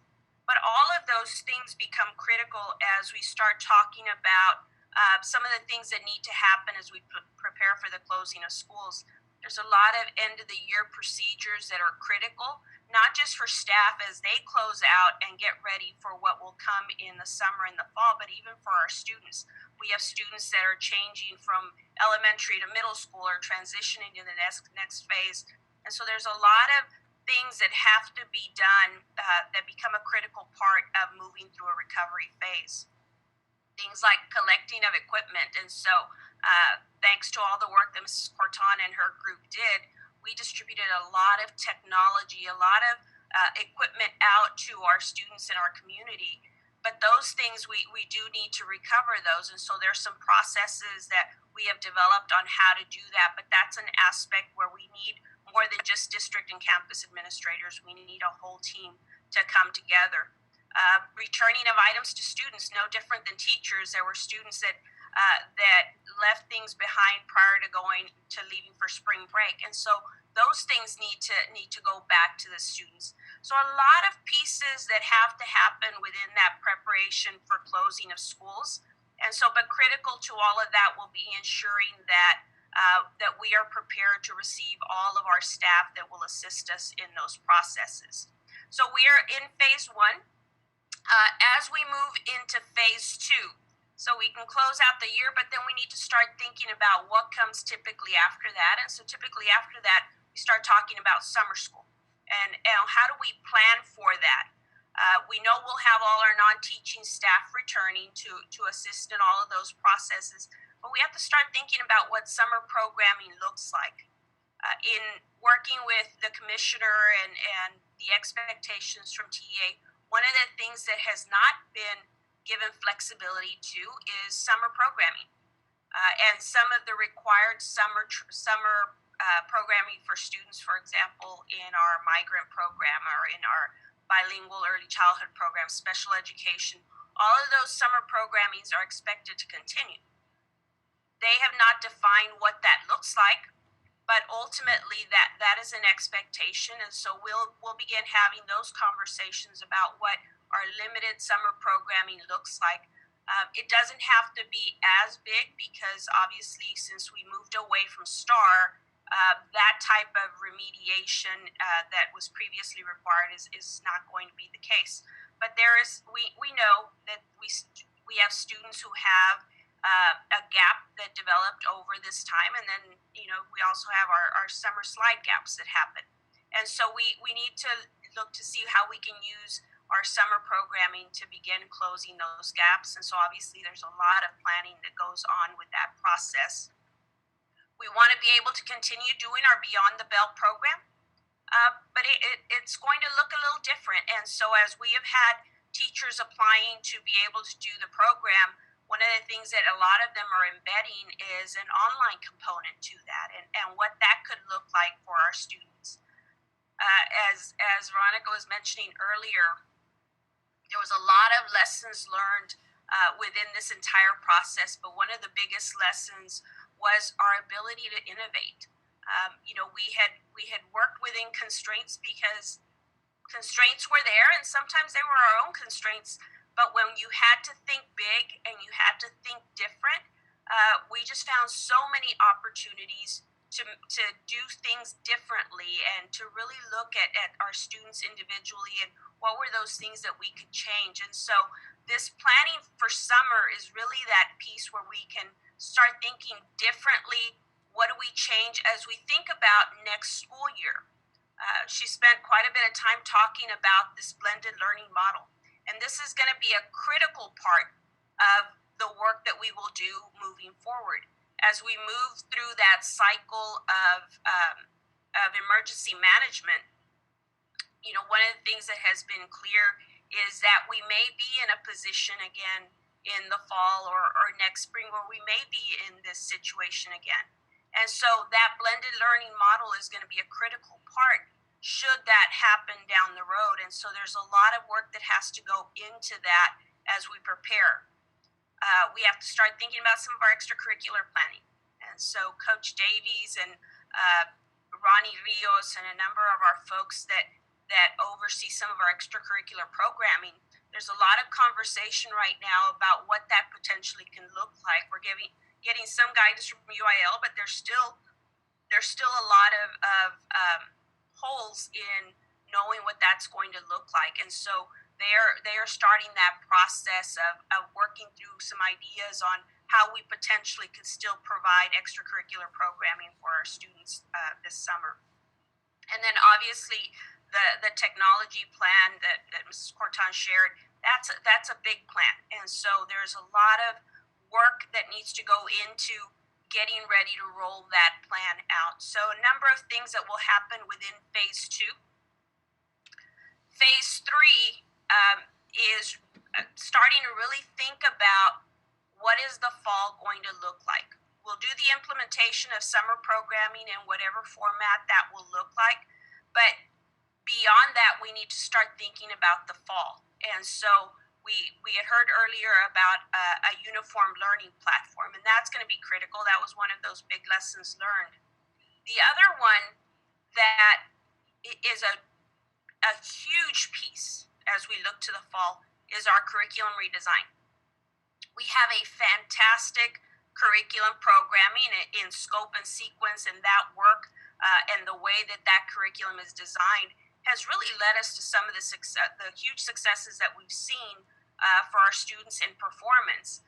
But when we went into this, one of the lessons that we learned very quickly was that our curriculum was not designed for an online platform or an online component. And so this summer, our goal is to go back and look at our entire curriculum and make sure that we have built in those online components. Because should at any point in time, whether it's in September, whether it's in November, whether it's 2 weeks after the start of school, we want to be able to pivot not only in processes, but also in instruction. And so that we truly are providing a continuity of instruction and not just assignments that are review in nature, but really assignments and work that continues to move our students so that we minimize those gaps, those instructional gaps that may happen along the way. So there's a lot of work that's going to happen to that. She shared about the professional development for staff that's going to be critical. But one of the pieces that I want to take you to is that last bullet. And that's planning for multiple scenarios for fall 2020. So we can't quite predict what's going to happen in August, but we have to be ready. And so we have to have plans A, B, and C, and D, E, and F with regard to what the case may be in August when it's time to open. Will we be at a position where we can start school normally the way we typically would? All our students come back and we're able to run our schools accordingly. Do we have to look at different ways in which we're going to bring students back? One of the things that we foresee is that the social distancing recommendation is not going to go away. In fact, that's one of the ones that's most highly touted as a way to minimize the impacts of COVID-19 and to ensure some safety. And so what will those scenarios be that incorporate things like social distancing? We've been hearing from we have a program that we use, PowerSchool, that generates our master scheduling for us. And so Dalia Garcia was sharing with us that as she sits in those meetings, because there are school districts from throughout the country that utilize this program. And so they have been asking, a lot of these school districts have been asking for different types of master schedules. What does an AM, PM master schedule look like? What does a Monday, Wednesday, Friday schedule look like? What does it look like to only bring in a certain group of students for longer periods of time and a different group for smaller lengths of time? So a lot of scenarios that districts across the country, and we too, are working our way through so that we're prepared for wherever we may be in the fall. And so we'll work all of those processes, but ultimately our goal in phase 4, when our staff returns, is to ensure that we have identified what that plan for the fall is going to look like. Critical as it was in the very beginning is the role that our public relations and communications department plays in communicating to our community what that's going to look like. And ensuring that our facilities and staff are ready for students to return, ultimately getting us to that phase 5. And so our goal is that at phase 5 in the fall, all our students will return. But I do want to put the caveat of that bullet down at the bottom, where it says students may return to a different type of school programming based on individual education plans. And so we talk about all those multiple scenarios. And so should there not be major changes between now and August, we may be looking at some individualized education plan for students. And that's not a bad thing. That's not a bad thing that we're actually able to target every individual child's needs and plan accordingly. That's really what the dream of education is, that we're addressing every child's needs. And so as we work our way through our recovery plan and getting to the point that we reopen our schools in the fall, we're using all of our folks to come together and really identify what is the best programming for our students as we come back in August. And so just wanted to take a few minutes today to just update you on where we're at with that recovery plan. We're starting to move in that direction, and no different than we did before when we had to go to COVID. We started doing some pivots. I think now we're in a position where we really can do some significant planning. Obviously, you saw some of the planning that's happening on the professional development technology side. But there's a lot more planning that needs to happen as we move forward to ensure that as a district we're ready for our students. And so with that said, I will close it up and open it up for any questions from our committee. Thank you, Dr. Noyola. So we have about 2 minutes before we transition to our budget workshop. There can definitely be no doubt in anyone's mind, nor our public audience's mind, that there's a lot of details and that you all have very carefully thought through so many of them. Thank you so much for walking us through that and all the work that you have done. Dr. Cavazos, you've done a tremendous job with your whole senior team and administrative teams, etc., putting this together and preparing us for the unknown. Is there any particular question that someone would like to ask, and then we'll turn it over to Dr. Cavazos to talk about topics for the future meetings? Madam Chair, I'll just say with one quick statement that in dealing with higher ed issues too, which many of y'all do on this call, on this board, is the difficulty in dealing with this pandemic from an educational standpoint and from a gathering standpoint at a campus. The difficulty with dealing with that is inversely proportional to the age of the student. So the higher ed, graduate schools, it's easy. Labs, pretty easy. Going down to college, easier. Pre-K through 12 is the most difficult. So best of luck. You guys, I think, are doing a remarkable job, Dr. Cavazos, Dr. Noyola. So impressed. If y'all don't know, much of that plan I presented on behalf of Dr. Cavazos to the task force, and so the governor's office has that plan, some of that plan, or most of the plan, and of course I know that Dr. Cavazos has been very much in tight communication with Commissioner Morath on some of these issues, and so again, thanks again for all great work. It's not easy, but thank you for what you do. Very good. Dr. Cavazos. Yeah, so real quick, just want to piggyback on something Dr. Muniz said about, we championed this whole idea of responsible rollouts and how Harlingen is very methodical in how we're going to roll things out and be responsible and so forth. And that's only in the context when you're allowed to have a responsible rollout. To pivot to a virtual school district was a quick one. So the only thing that we had going for us are some major underpinnings that included an organization that knew what change looked like, an organization that had experienced change at all levels, an organization that knew the value of the 4 C's, that we had to be able to communicate, think critically, be creative, and collaborate if we're going to embrace any type of challenge. And so if you think about those underpinnings and the fact that the organization continues to have an appetite for being innovative and transformative, those underpinnings are going to be what gets us through this pandemic. And I have all the confidence in the world that we're going to be better for it. Is it going to be a logistical nightmare? Of course, in some cases. Dr. Reiniger said, what would be some potential future topics?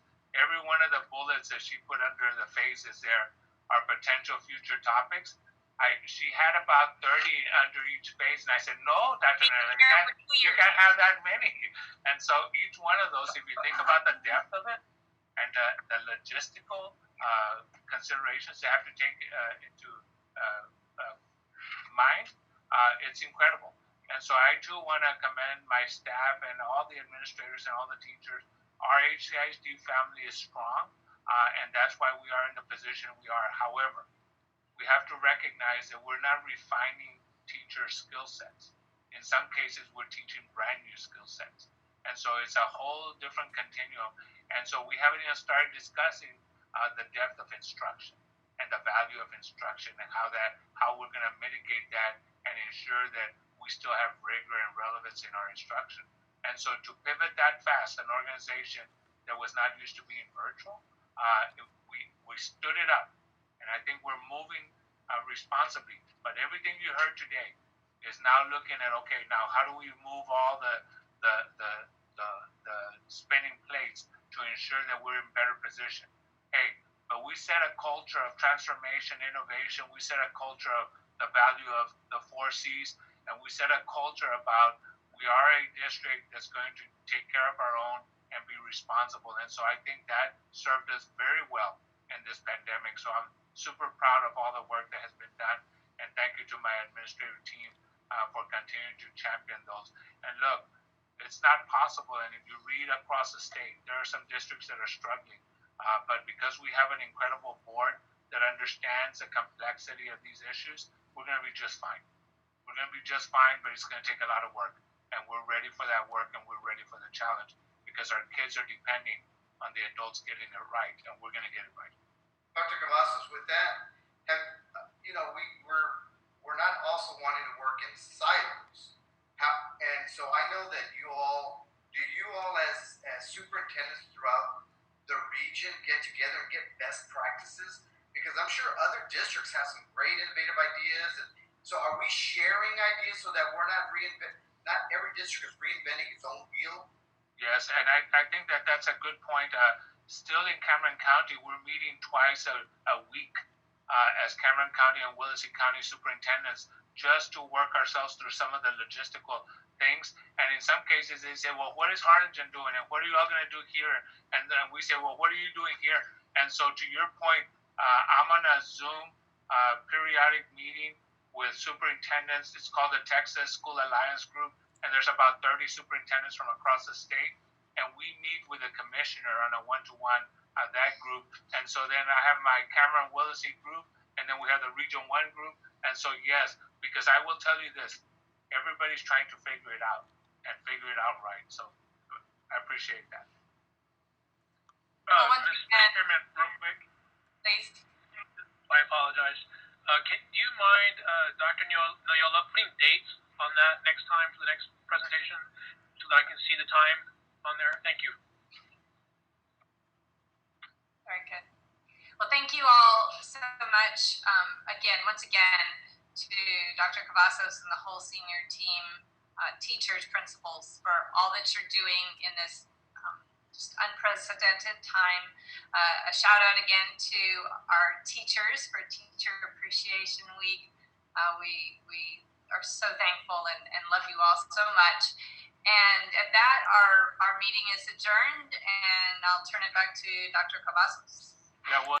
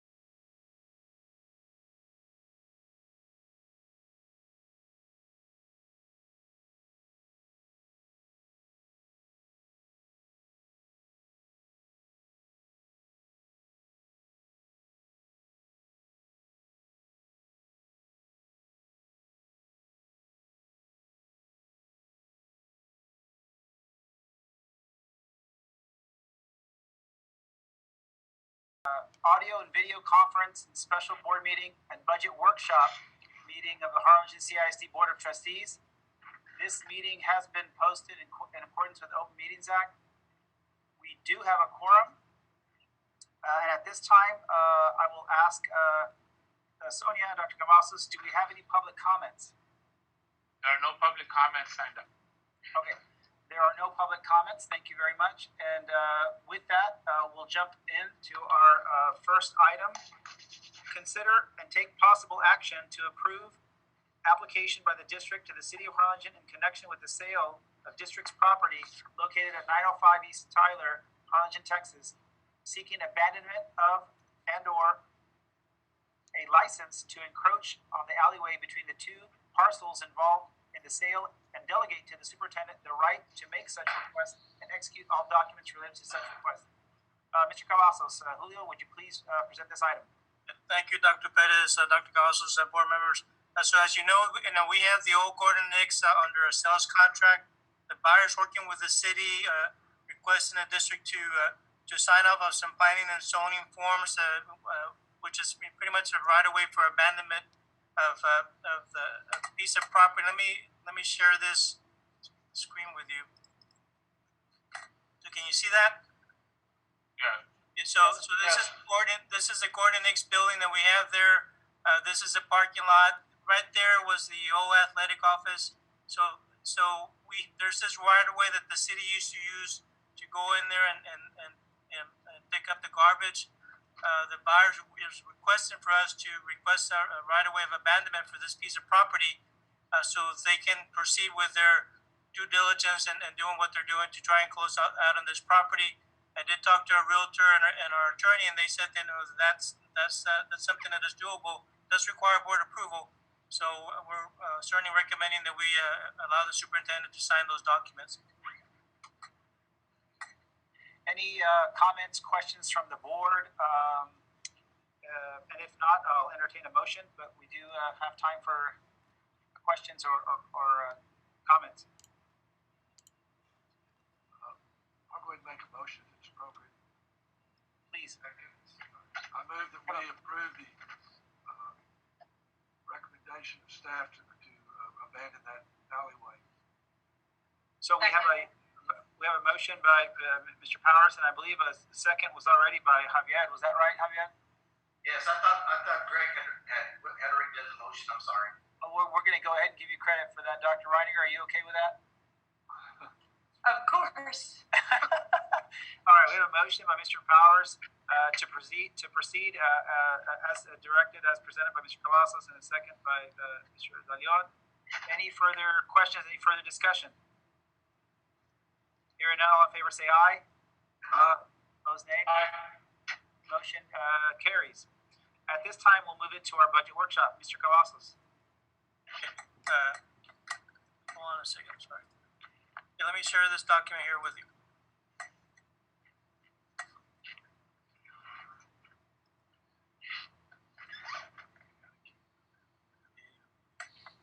Can you see that? Yes, sir.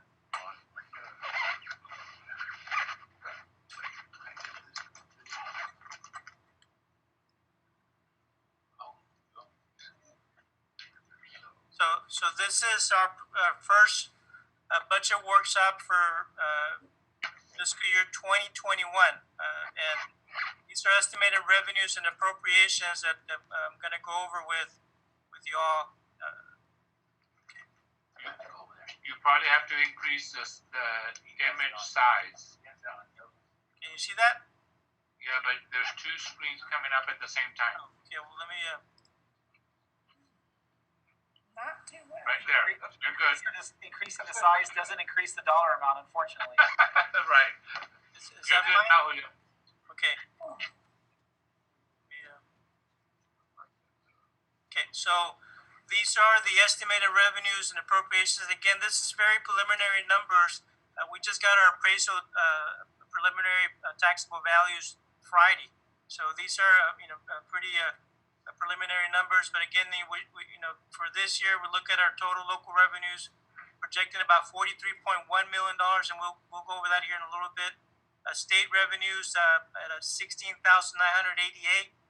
projected revenues about $140.6 million, and some federal revenues that we have projected about 4.8. So the total estimated revenues for this fiscal year 2021 about $188.5 million. I do want to go over a couple of these estimated revenues. This is a little bit more of a recap of how we get to those type of revenues. The total local revenues again projected about $43.1 million in 2019-20 budget.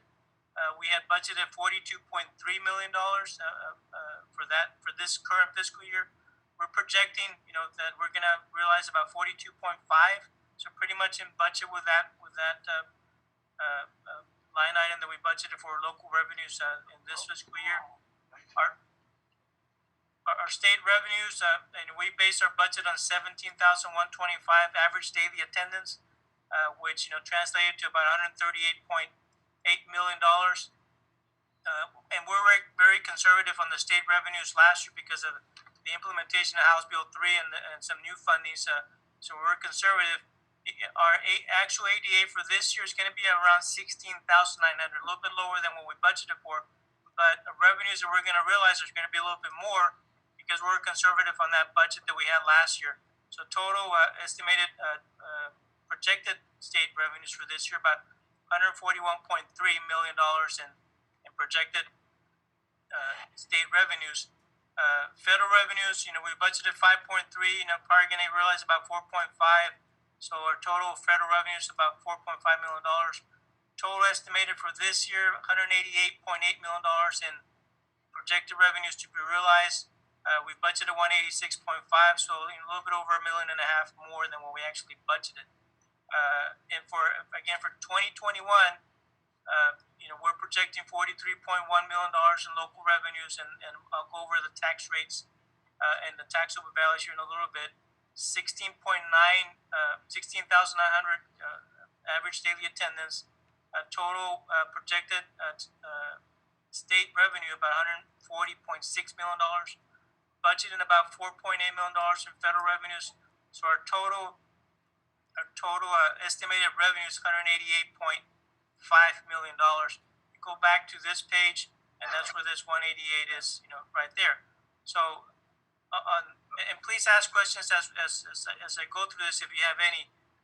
On our property tax revenues, again, we just received the preliminary tax roll from the appraisal district. I went ahead and adjusted that upwards to where I think we're going to be. So last year we were about $3.8 billion in property taxable value. This year, I'm thinking we're going to be about a little bit over $4 billion in property taxable values, which is about a 5.3% increase. The state has another compression in our tax rate this year. So and they're not going to give that actual number until mid to late June, but it's going to be about 1.2 pennies less than what we currently are now. So we're projecting to have a total tax revenue, total tax rate of about $1.19.27. Here's the M&O. Last year we were 106.84. We're projecting maybe it's going to be at 1.0547, a reduction of a little bit over 1.4 pennies. On the interest and sinking fund, which is the tax rate that we use to debt, because we're refunding, the current debt, we think we're going to realize maybe about 3/4 to a penny reduction in that. So that's another penny reduction. So we might be in a position to reduce our tax rate by maybe 2 pennies this year. So one of the things that that we're doing this year, we're being conservative in the projections because of the current situation with the COVID-19 crisis and the economy now, and as we move forward to next year and even the following 2 years. We had estimated typically we estimate about 98% collection rate for our taxes. We were a little bit more conservative this year, about 96%. It's still going to give us, a little bit over, almost about $1 million more in local property tax revenues than we had last year. So we're projecting about $40.1 million in property tax revenues for maintenance operation. Last year we were at 39.3, so still an increase of about $800,000. In debt service, about $5.2 million. In property tax, last year we were about 5.4, so that's a little bit less because of the reduction in tax rate too. One of the other things I do want to point out is a new construction that we had based on the preliminary values. We have, average, $40 million, 45 in 16, 17, 79 in 17, 18, 55 a couple years ago. Last year we were $74.7 million in new values hitting our tax roll. This year is about $66.5 million that the President District is projecting. 34.9 is single family housing. $4 million is multifamily commercial, about 25.4 million, and other about $2 million. So that's a pretty good average increase in new values into our tax roll. This is the preliminary values that we got from the appraisal district just last Friday. Again, they're projecting a total net taxable of about 4.3, which is about a 10.5% increase from last year. But these are preliminary values. It's going to change. There's still the appraisal review boards that reviews those items. So we know that those numbers are going to change, and we think if they're going to go downward, probably end up with a little bit over 5% increase.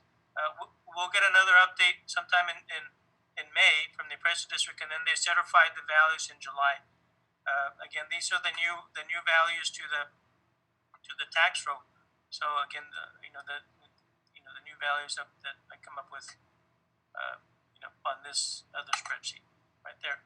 So we go back to page number 2 there, or number 2.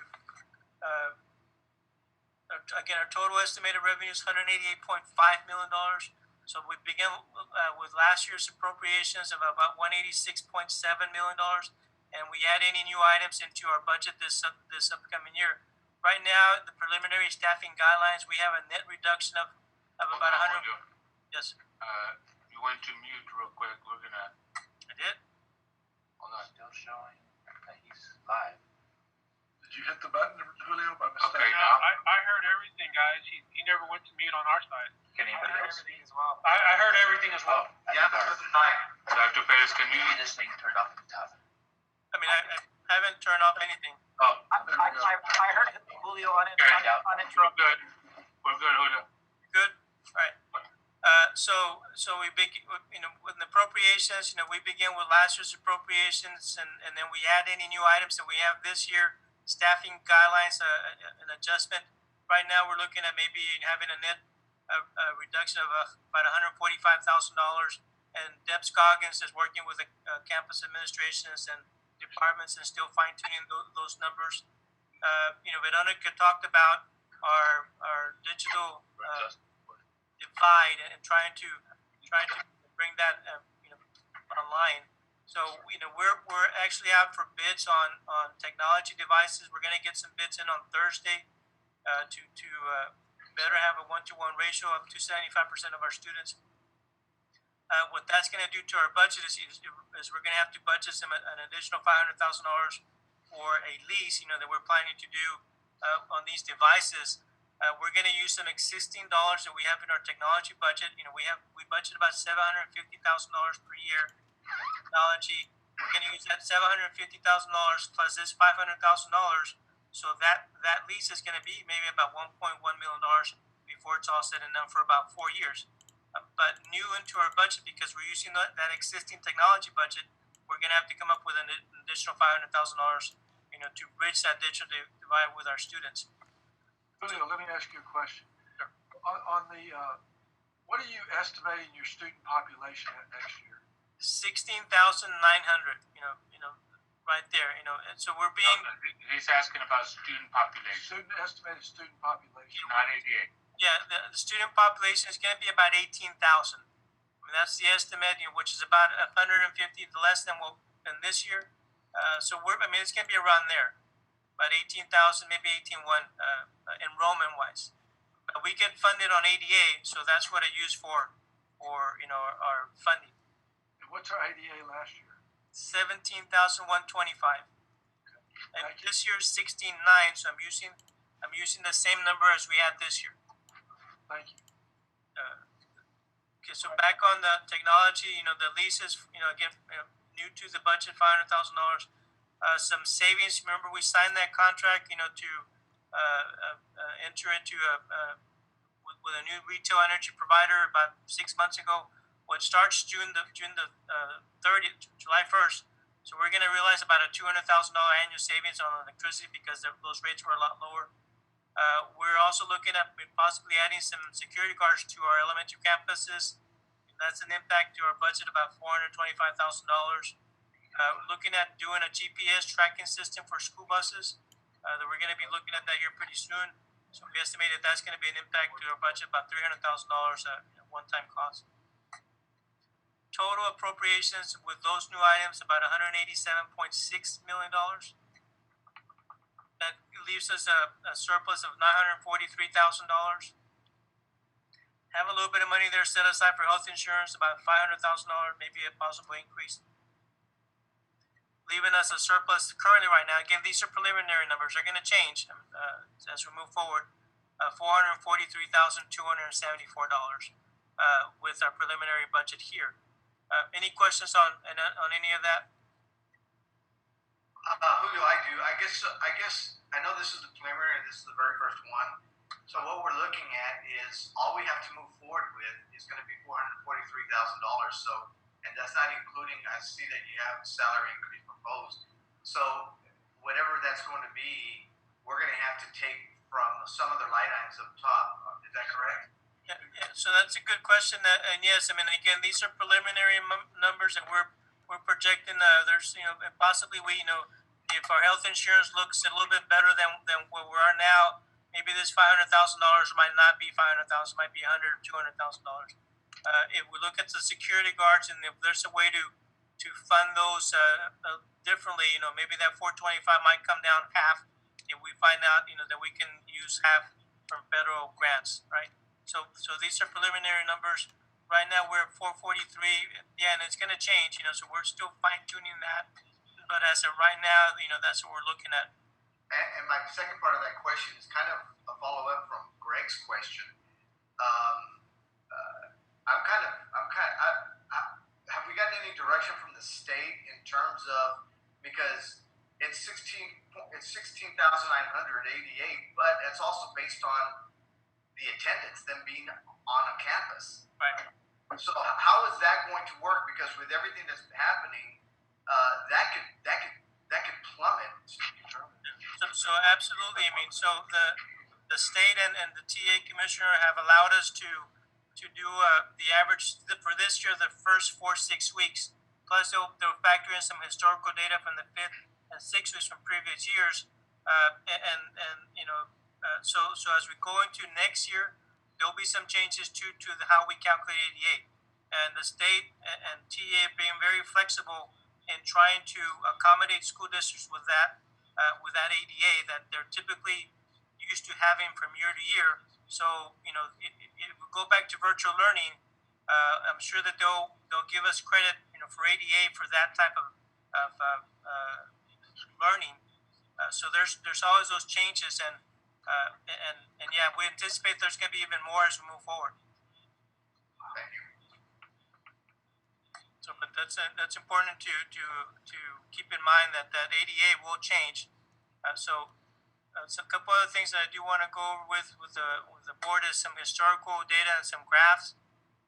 So this is the statement of revenue and expenditures and fund balance for the past 5 years. What we're projecting for this year, starts 15, 16, and then what we project here, what we had last year actually. And this is what we're projecting for this fiscal year, June 30th, 2020. We're projecting our revenues to be about $178.3 million. And one of the things I took out, I wanted to separate the TRE budget from this, and I have it down here. We'll go over that in a little bit. But for projected revenues, we're projected about $178.3 million in projected state and local and federal revenues. Projecting to have expenditures of about 176.5 revenue over expenditures, about $1.8 million for this year. We did, have an operating transfer. And this is the lease on those buses that we have. So we have to take that into consideration. So net revenue over expenditures about 3.5. We add that to our beginning fund balance of $40,094,000. So our ending fund balance that we're projecting right now is about $43.6 million. Out of that, some of that is restricted. We still have that those construction bonds that we used to finance the school health professions, that we set those monies aside every year. So that's going to be due payable in year 20 of that note, and we're 5 years into it. So we had set aside about $3.9 million for that payment. So it brings our total unrestricted fund balance projected about $39.7 million, which is pretty good, healthy fund balance to have as of right now. The TRE, we wanted to separate this TRE activity over the past 5 years, which we started in 15-16. We put in $10 million into TRE funds. We spent about 3.9 that first year because it was we received those monies. The voters approved it in September. We didn't start the activity until probably January of that year. So the net revenues and expenditures for that year was about $6 million that we carried over to the next year. So the following year we had another $10 million in revenues. We spent about $11 million there, and then so net revenues over expenditures 1.4 more expenditures and revenues, but we had that $6 million that carried over right there. So the net ending balance for TRE for that year too was $4.6 million. Then we take that 4.6 and bring it over to the new year. That year we had $20 million of revenues, because that's the year that we put that maintenance tax note there as well. So that's $10 million more. So that's $20 million. We spent 14.5. Net revenue over expenditures $5.4 million. We add that to the beginning fund balance. So that gave us an ending fund balance in TRE of about $10 million. Carry that over to the new year, which was 18-19. There's that $10 million. Again, we put in another $10 million. We spent about 10.8. Net expenditures over revenues $879,000. We subtract that from our ending fund balance. So we had a $9.2 million fund balance in TRE as of the end of last year. We bring that forward this year. Again, there's that 9.2, another $10 million we contributed. We're going to spend about $15 million this year in actual expenditures. So there's a reduction of $5 million. So our total ending balance in TRE, as of June 30th, 2020, it's going to be about $4.2 million. Do you follow that?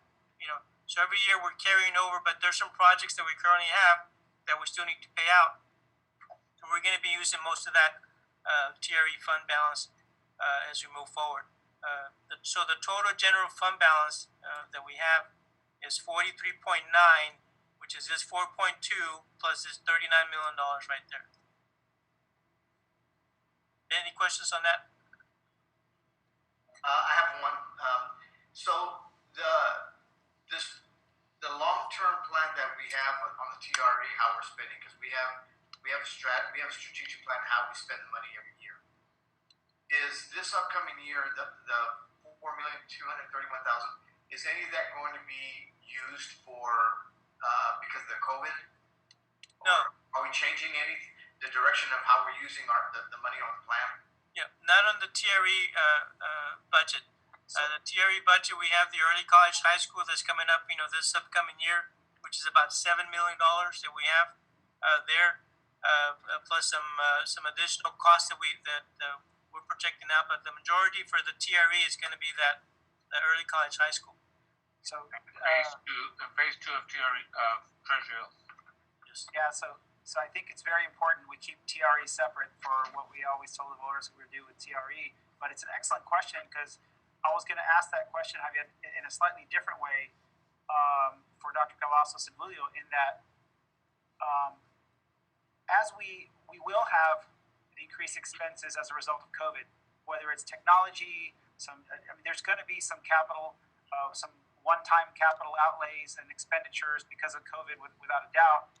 I guess my question to y'all is, how are y'all looking at that? Are y'all looking at that and just taking it from the operational budget, or because our rainy day fund, if you want to think about it, is our unrestricted fund balance up here. So that's our rainy day fund. So that's another option.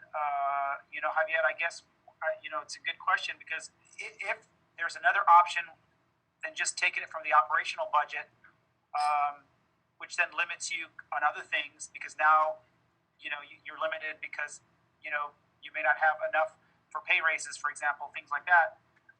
And so another way to think about it is, do we tap into our rainy day fund, which is our unrestricted fund balance? It's a question for you guys, because this is where you guys are experts on this. Have you all thought much into that? Well, I'll start by saying that right now the expenditures that we're making on COVID-19, some of them will be reimbursed, right? But that's far in the future. Some of it will not be. So our goal is to make those expenditures one-time expenditures from the existing operations budget. But to give you an example, when we had Dishman flood in Wilson and Vernon, we put all that money up front to fix those campuses. We just received about $590,000 of reimbursement for that cost.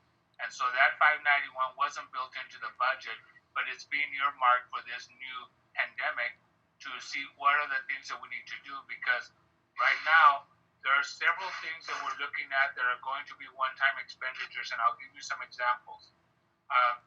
We are doing a survey of all our soaps, availability in all the bathrooms, looking at what we're going to need in case we bring kids back, looking at our water fountains, indoor water fountains, because kids are not going to want to drink water from the spigot there at the water fountain. So we're looking at refillable bottled water fountains. So all that's going to have a cost, because we're going to have to get ready for a very different type of a school system. And so to answer your question, Dr. Perez, we are starting with the current operational budget, because keep in mind that the fact that we're close to 2 months, there's also some savings that we're recovering for that. There were no field trips, no extracurricular activities. There were a lot of things that did not happen as a result of the fact that we're closed. So we're going to try and do that, realizing that we may have to come to the board and tap into the rainy day fund, as you put it. But we want to be very conservative and very responsible in what we're doing expenditures for. So Javier also brought up another excellent point in that, we're hearing and we're seeing more and more evidence of the state already putting out warnings that they're going to be asking state agencies and everything else to constrict their budgets for the next session, because of what's going on with the taxes and everything else. Foreseeing the sales tax going down and them not being able to collect the taxes, and the worry that a lot of oil companies in the shale and the other areas may not even be able to pay their taxes, et cetera. There's all kinds of concerns going forward that really put a strain on the next session's budget. But I guess from what I'm hearing, you guys, the thinking right now with public schools, am I correct in saying that the thinking is they're going to figure out some way to do some sort of hold harmless situation with ADA? Is that what I'm hearing? Because there's either going to be a blended situation with online learning, and there may be some sort of a different view of this where the public schools are sort of held harmless. Is that correct? So for the 2021 fiscal year, which is the upcoming year, the state will probably help. Will make some adjustments to how the ADA is calculated and try to hold us harmless for that fiscal year 2021. And they're going to fine tune how they calculate all the ADA. But for the next biennium, which is 21-22, 22-23, is the one that we have to be concerned about, because as you mentioned, the economy and the oil, all that is going to impact the next biennium's budget. So we foresee that that there might be some cuts in next biennium. And so think about this. When we were in 2008, when we went through that recession and we went through budget cuts, there was nothing wrong with our ADA. We maintained the enrollment, but the state came back and said, we're going to cut all the district funds, and our net impact was about $5.8 million. So they kept us whole in the ADA side. They didn't affect that. They just said, you're going to get less funding. And so all the districts got less funding. So we believe, and this is a very conservative budget, but we believe that the 2021, we're going to go right through and we're going to respond to that. What we're planning for is the next biennium, if in fact there's a drastic reduction like there was in 2008, where we lost about $5.8 million in our funding. And so that's the bigger question. Are we going to go into a recession, or is there going to be a drastic reduction of state agencies in their funding? Because we've seen it before. And keep in mind that the one question that came out of this last legislative session is, will they be able to maintain the same level of funding? Because they put a lot of money into public ed and higher ed. And here we are, just a year later, and now the second year, and we're about to see whether they're going to be able to maintain that level of funding. So we're going to be very careful in moving forward to be very conservative and respond to what's potentially coming forward. But I predict that we will go through another major reduction in our public school funding in the next biennium. It won't happen next year, but it may happen the following 2 years. So I just want the board to realize that the two things where we have, I guess, it sounds like to me from Dr. Cavazos and Julio's plan here, where we have wiggle room to be conservative here are the collection rate and the ADA. And it sounds like they've been pretty conservative on both of those so that we can make sure the money's there at the end. But if there's any questions from the board, now's the time in terms of ask that. It was a 96% versus 98%. And you saw the difference of 2% collection rate decrease to be on the conservative side. And then, of course, the conservative number on the ADA. So, but I thought it was excellent presentation, Julio. I will tell you that right now, all our specialty schools, when we look at all the applications that have come in, we're in the positive of about 280 students that are going to be new to HCISD coming to our specialty schools. And as you can see, that's not reflected in the budget because we don't know the other side of the impact, right? There's other things that could come into play. So we're being very conservative and keeping it at today's year's level for next year. If we come out better, then we're in better shape. But we're going to stay conservative. So those are some good points, Dr. Gauss, Dr. Perez. I do have some other slides. We are being conservative with our budget approach, but as Dr. Perez mentioned, our fund balance or rainy day fund, if you will, this is a graph of our fund balance over the past 10 years. You can see back in 2010-11, we're about $33.5 million. We dipped down to about $29 million in 13-14. But over the years, we have gradually increased our fund balance to currently about $47.9 million. And again, the 3.9 is restricted, the 4.2 is TRE, and the 39.7 is the unrestricted funds. There's always an opportunity for the board to approve some uses of those unrestricted fund balance, for those one-time costs, right? And we just want to use it for one-time costs. We don't want to use them for recurring costs, as such as salary increases. But this is and so we're happy with that. $47 million fund balance. Our board policy requires us to have a 2-month fund balance, and that's about $30 million requirement to have by board policy. We're a little bit higher than that. Higher. So this is our RDA, our average daily attendance, what we have been over the years, pretty much stagnant over the past 10 years, up and down. So this year, was 16,900, and again, we're projecting, to have that as we move forward. This graph shows our revenues by state, local, and federal. Our total state revenues is 74.6%, a little bit higher than last year. And that's due to the House Bill 3 and all the money that the state put in on their part, and they also compress our tax rate. That's with our local values, our local revenues a little bit lower.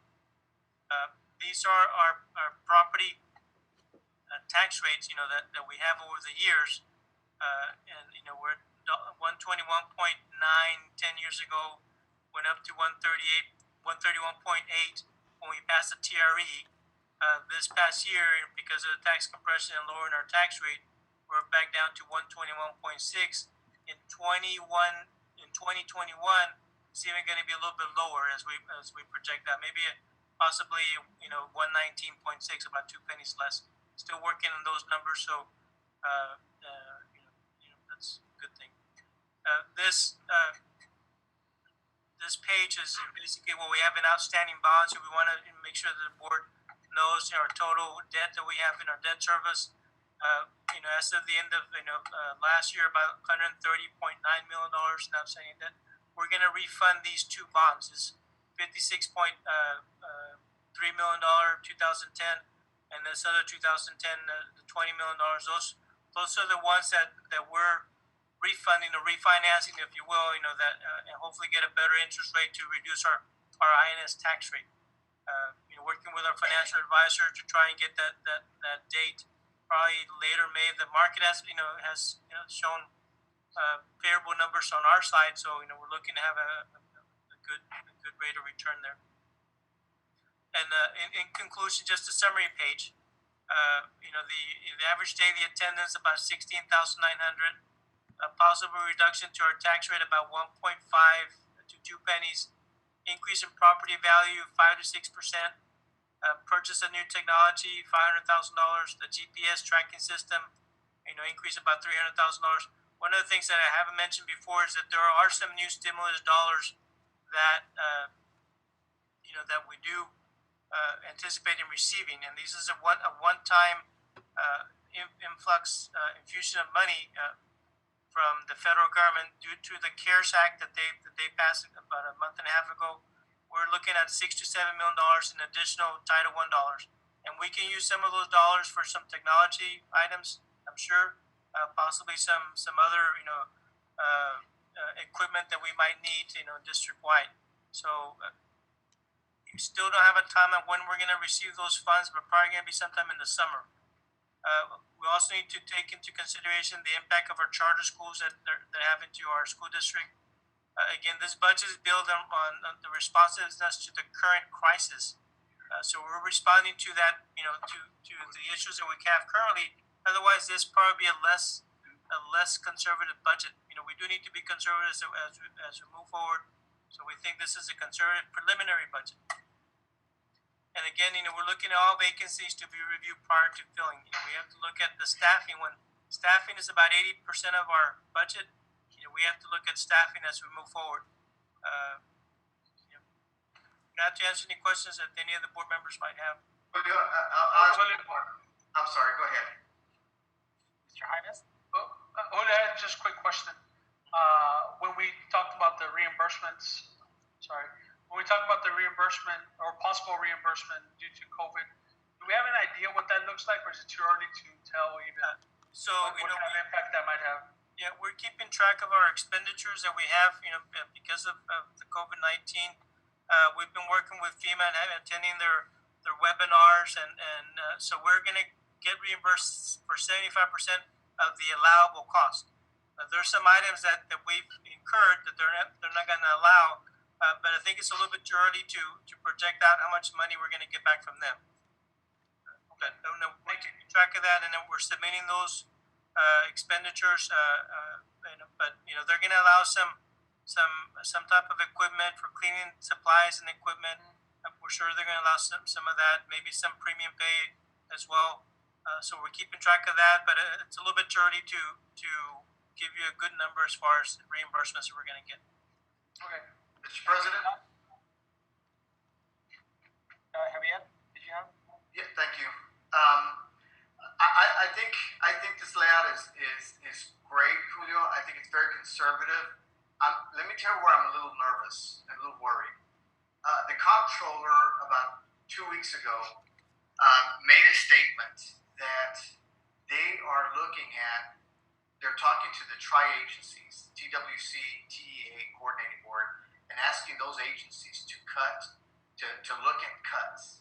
So it's not going to be the next biennium. It could be now or this upcoming year.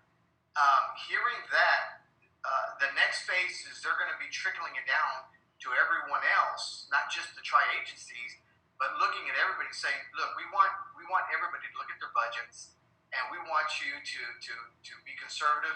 So I guess my question to you, Julio, and to Dr. Cavazos is, should we, since we're in unprecedented times right now, this budget normally would work perfectly for the last, since 2009, because 2008 we had another crisis. But shouldn't we be looking at this budget and looking at a 5% reduction and doing it that way on our budget, opposed to trying to break it even? Because if the government, because we're in a recession, or pretty close to a recession, and it's only been 2 months. I don't see, unless I'm wrong, I don't see this getting any better in the next 2, 3, 4 weeks. So there's going to be a domino effect of negative funding coming in from the economy. Gas and oil is hurting. We got double whammy with the oil and gas and with the COVID. So I'm kind of looking at, should we and Julio, you're the expert. You've kept us in great standings forever since I've been on the board. But should we be looking at a budget where it's kind of looking at a 5% reduction rather than a leveling out of what we have?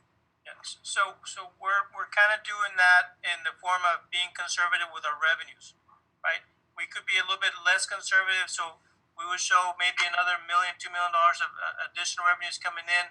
But because we know that tough times are coming, we're a little bit conservative there. I mean, we're also putting in that all vacancies need to be reviewed prior to being filled. So there's some items that we have in place. Again, when 80% of our budget is in personnel, we really have to look at that. And this is a preliminary budget. We're still reviewing what we can do as we move forward. The state is still coming up with some data. We haven't heard that they're going to cut back some of education dollars, for 2021, but it could happen. So we do need to be conservative, and we think we're being conservative with our revenue projections. But again, this is our first preliminary budget. We'll continue to study that as we move forward. Mr. De Leon, that's a very good point, because right now what we're looking at is, if it were to be, okay, what does it look like for 5%? We've been in this situation before. Vehicle replacements would not take place. Hiring of the security guards would not take place. There's some things that we would automatically stop doing. Right now, we have those in the budget at a very limited. So we're already building to that. But I can tell you that your concern is so noted, because that is exactly what we saw forecast right before the economic crisis in 2008. We saw that forecast that we're going to fall off the cliff. So we're doing that, and as you can tell, we could add another couple of $1 million there in revenue, but we're not certain that that's the smart thing to do. That's why we have collection rates low, we have ADA low. Even though we're signaled that we're going to increase in enrollment in our specialty schools, we showed no increase. We're just showing nothing.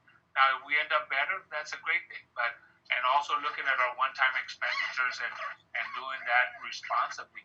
But at the end of the day, we're reviewing each one of those areas and the vacancy list and what is justifying every position. Because you're right, I predict that those times will come faster than we're predicting. That it won't be the next biennium necessarily.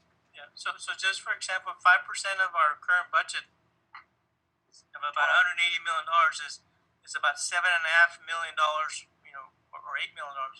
So it's a sizable amount.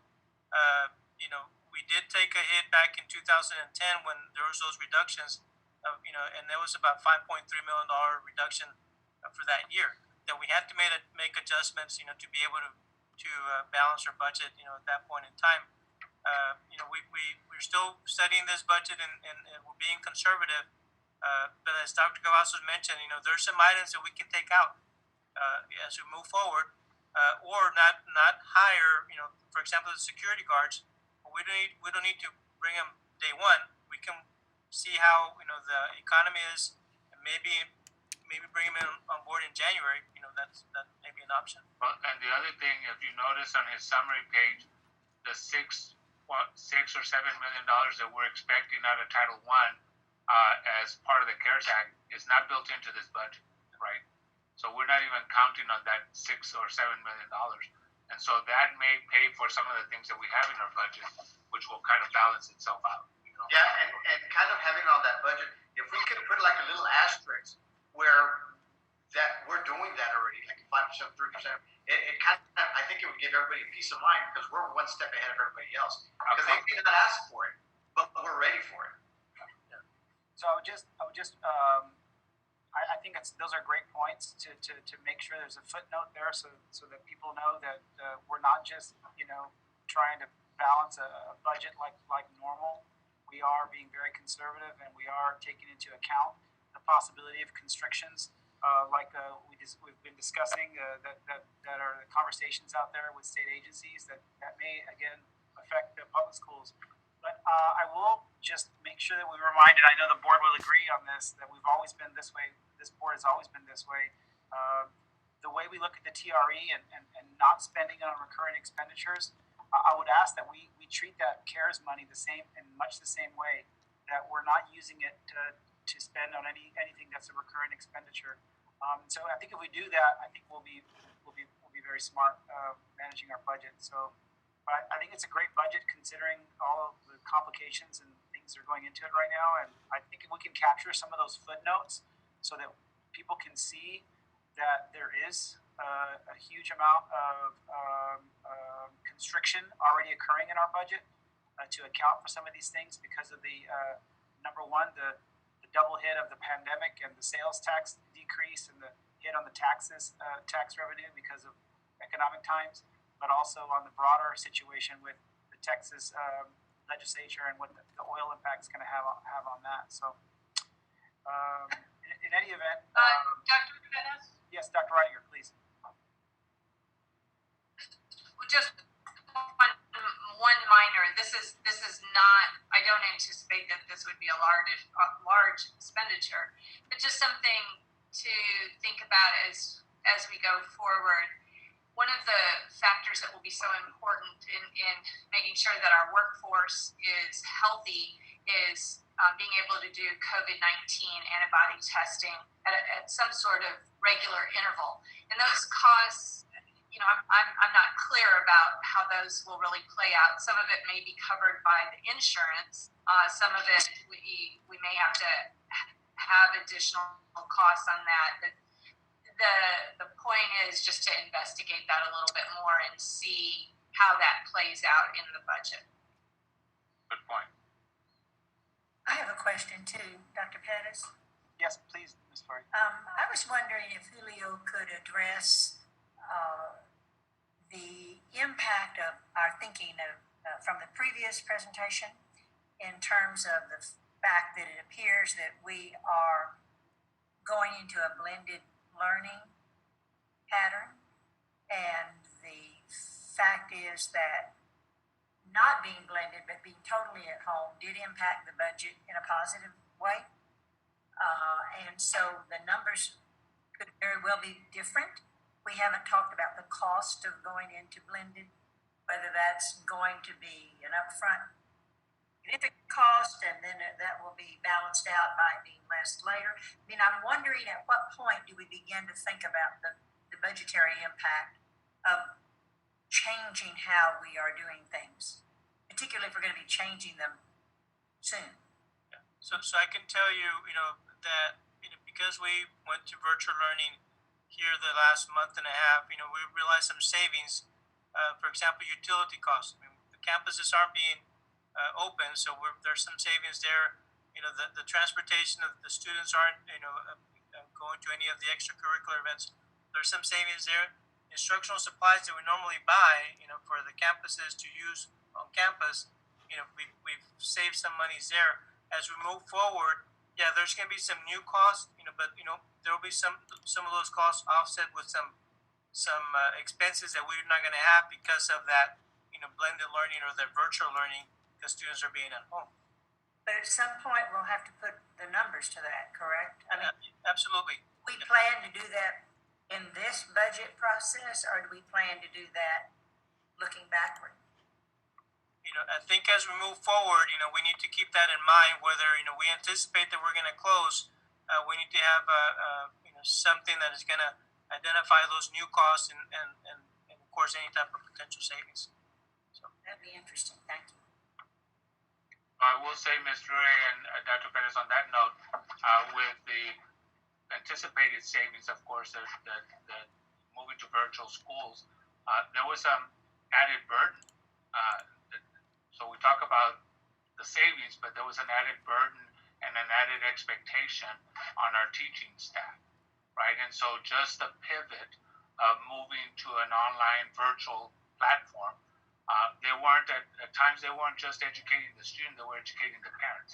And so I have asked Julio to look at identifying a one-time amount that we can give to the teachers because of the expediency of moving to an offline platform. Keep in mind that while there were some savings because we went to virtual, somebody bared some of that heavy lifting.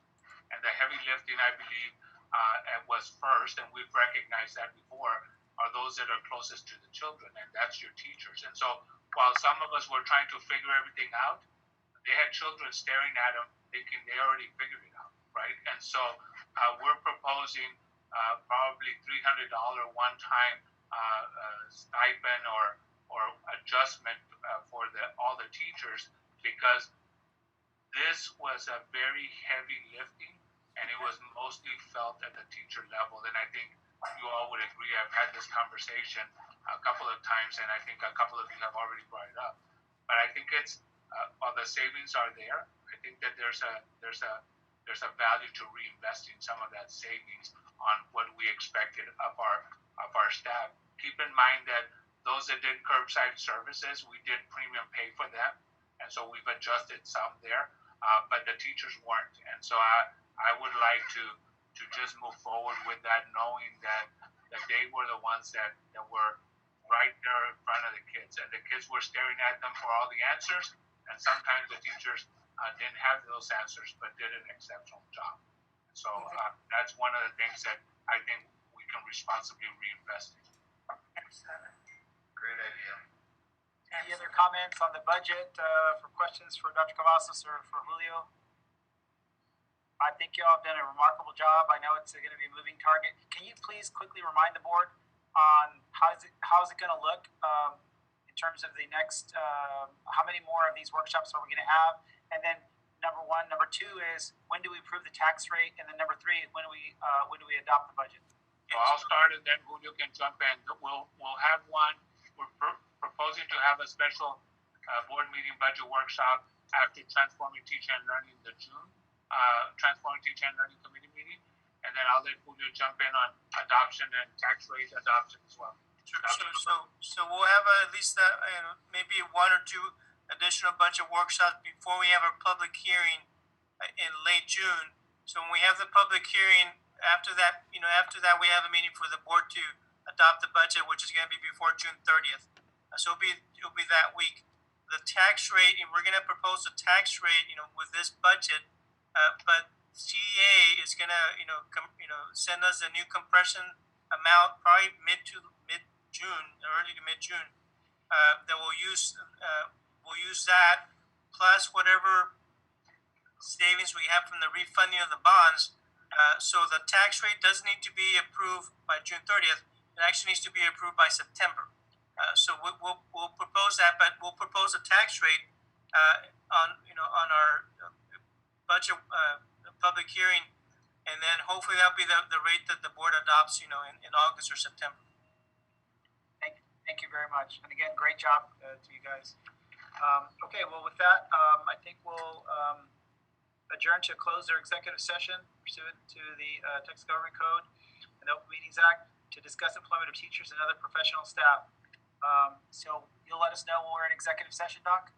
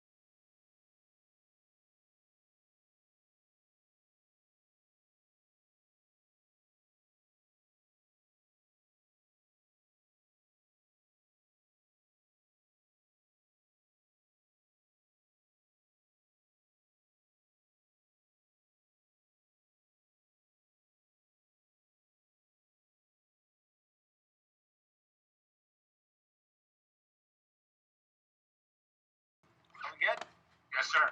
Okay, I'd like to reconvene into open session, the HCIC Board of Trustees meeting into open session for action and matters discussed in executive session. The time is now 7:27 p.m. We have one item, consider employment of teachers and other professional staff. How does the board wish to proceed? Mr. President, I make a motion to approve the employment of staff as presented by administration in executive session. I second the motion. Motion, Mr. Jaime, second, Ms. Fleury. Any further discussion? Hearing none, all in favor say aye. Aye. Opposed, nay. Motion carries unanimously. And with that, our meeting is adjourned. Thank you all very, very much. Thank you, everybody. Good night. Have a good evening.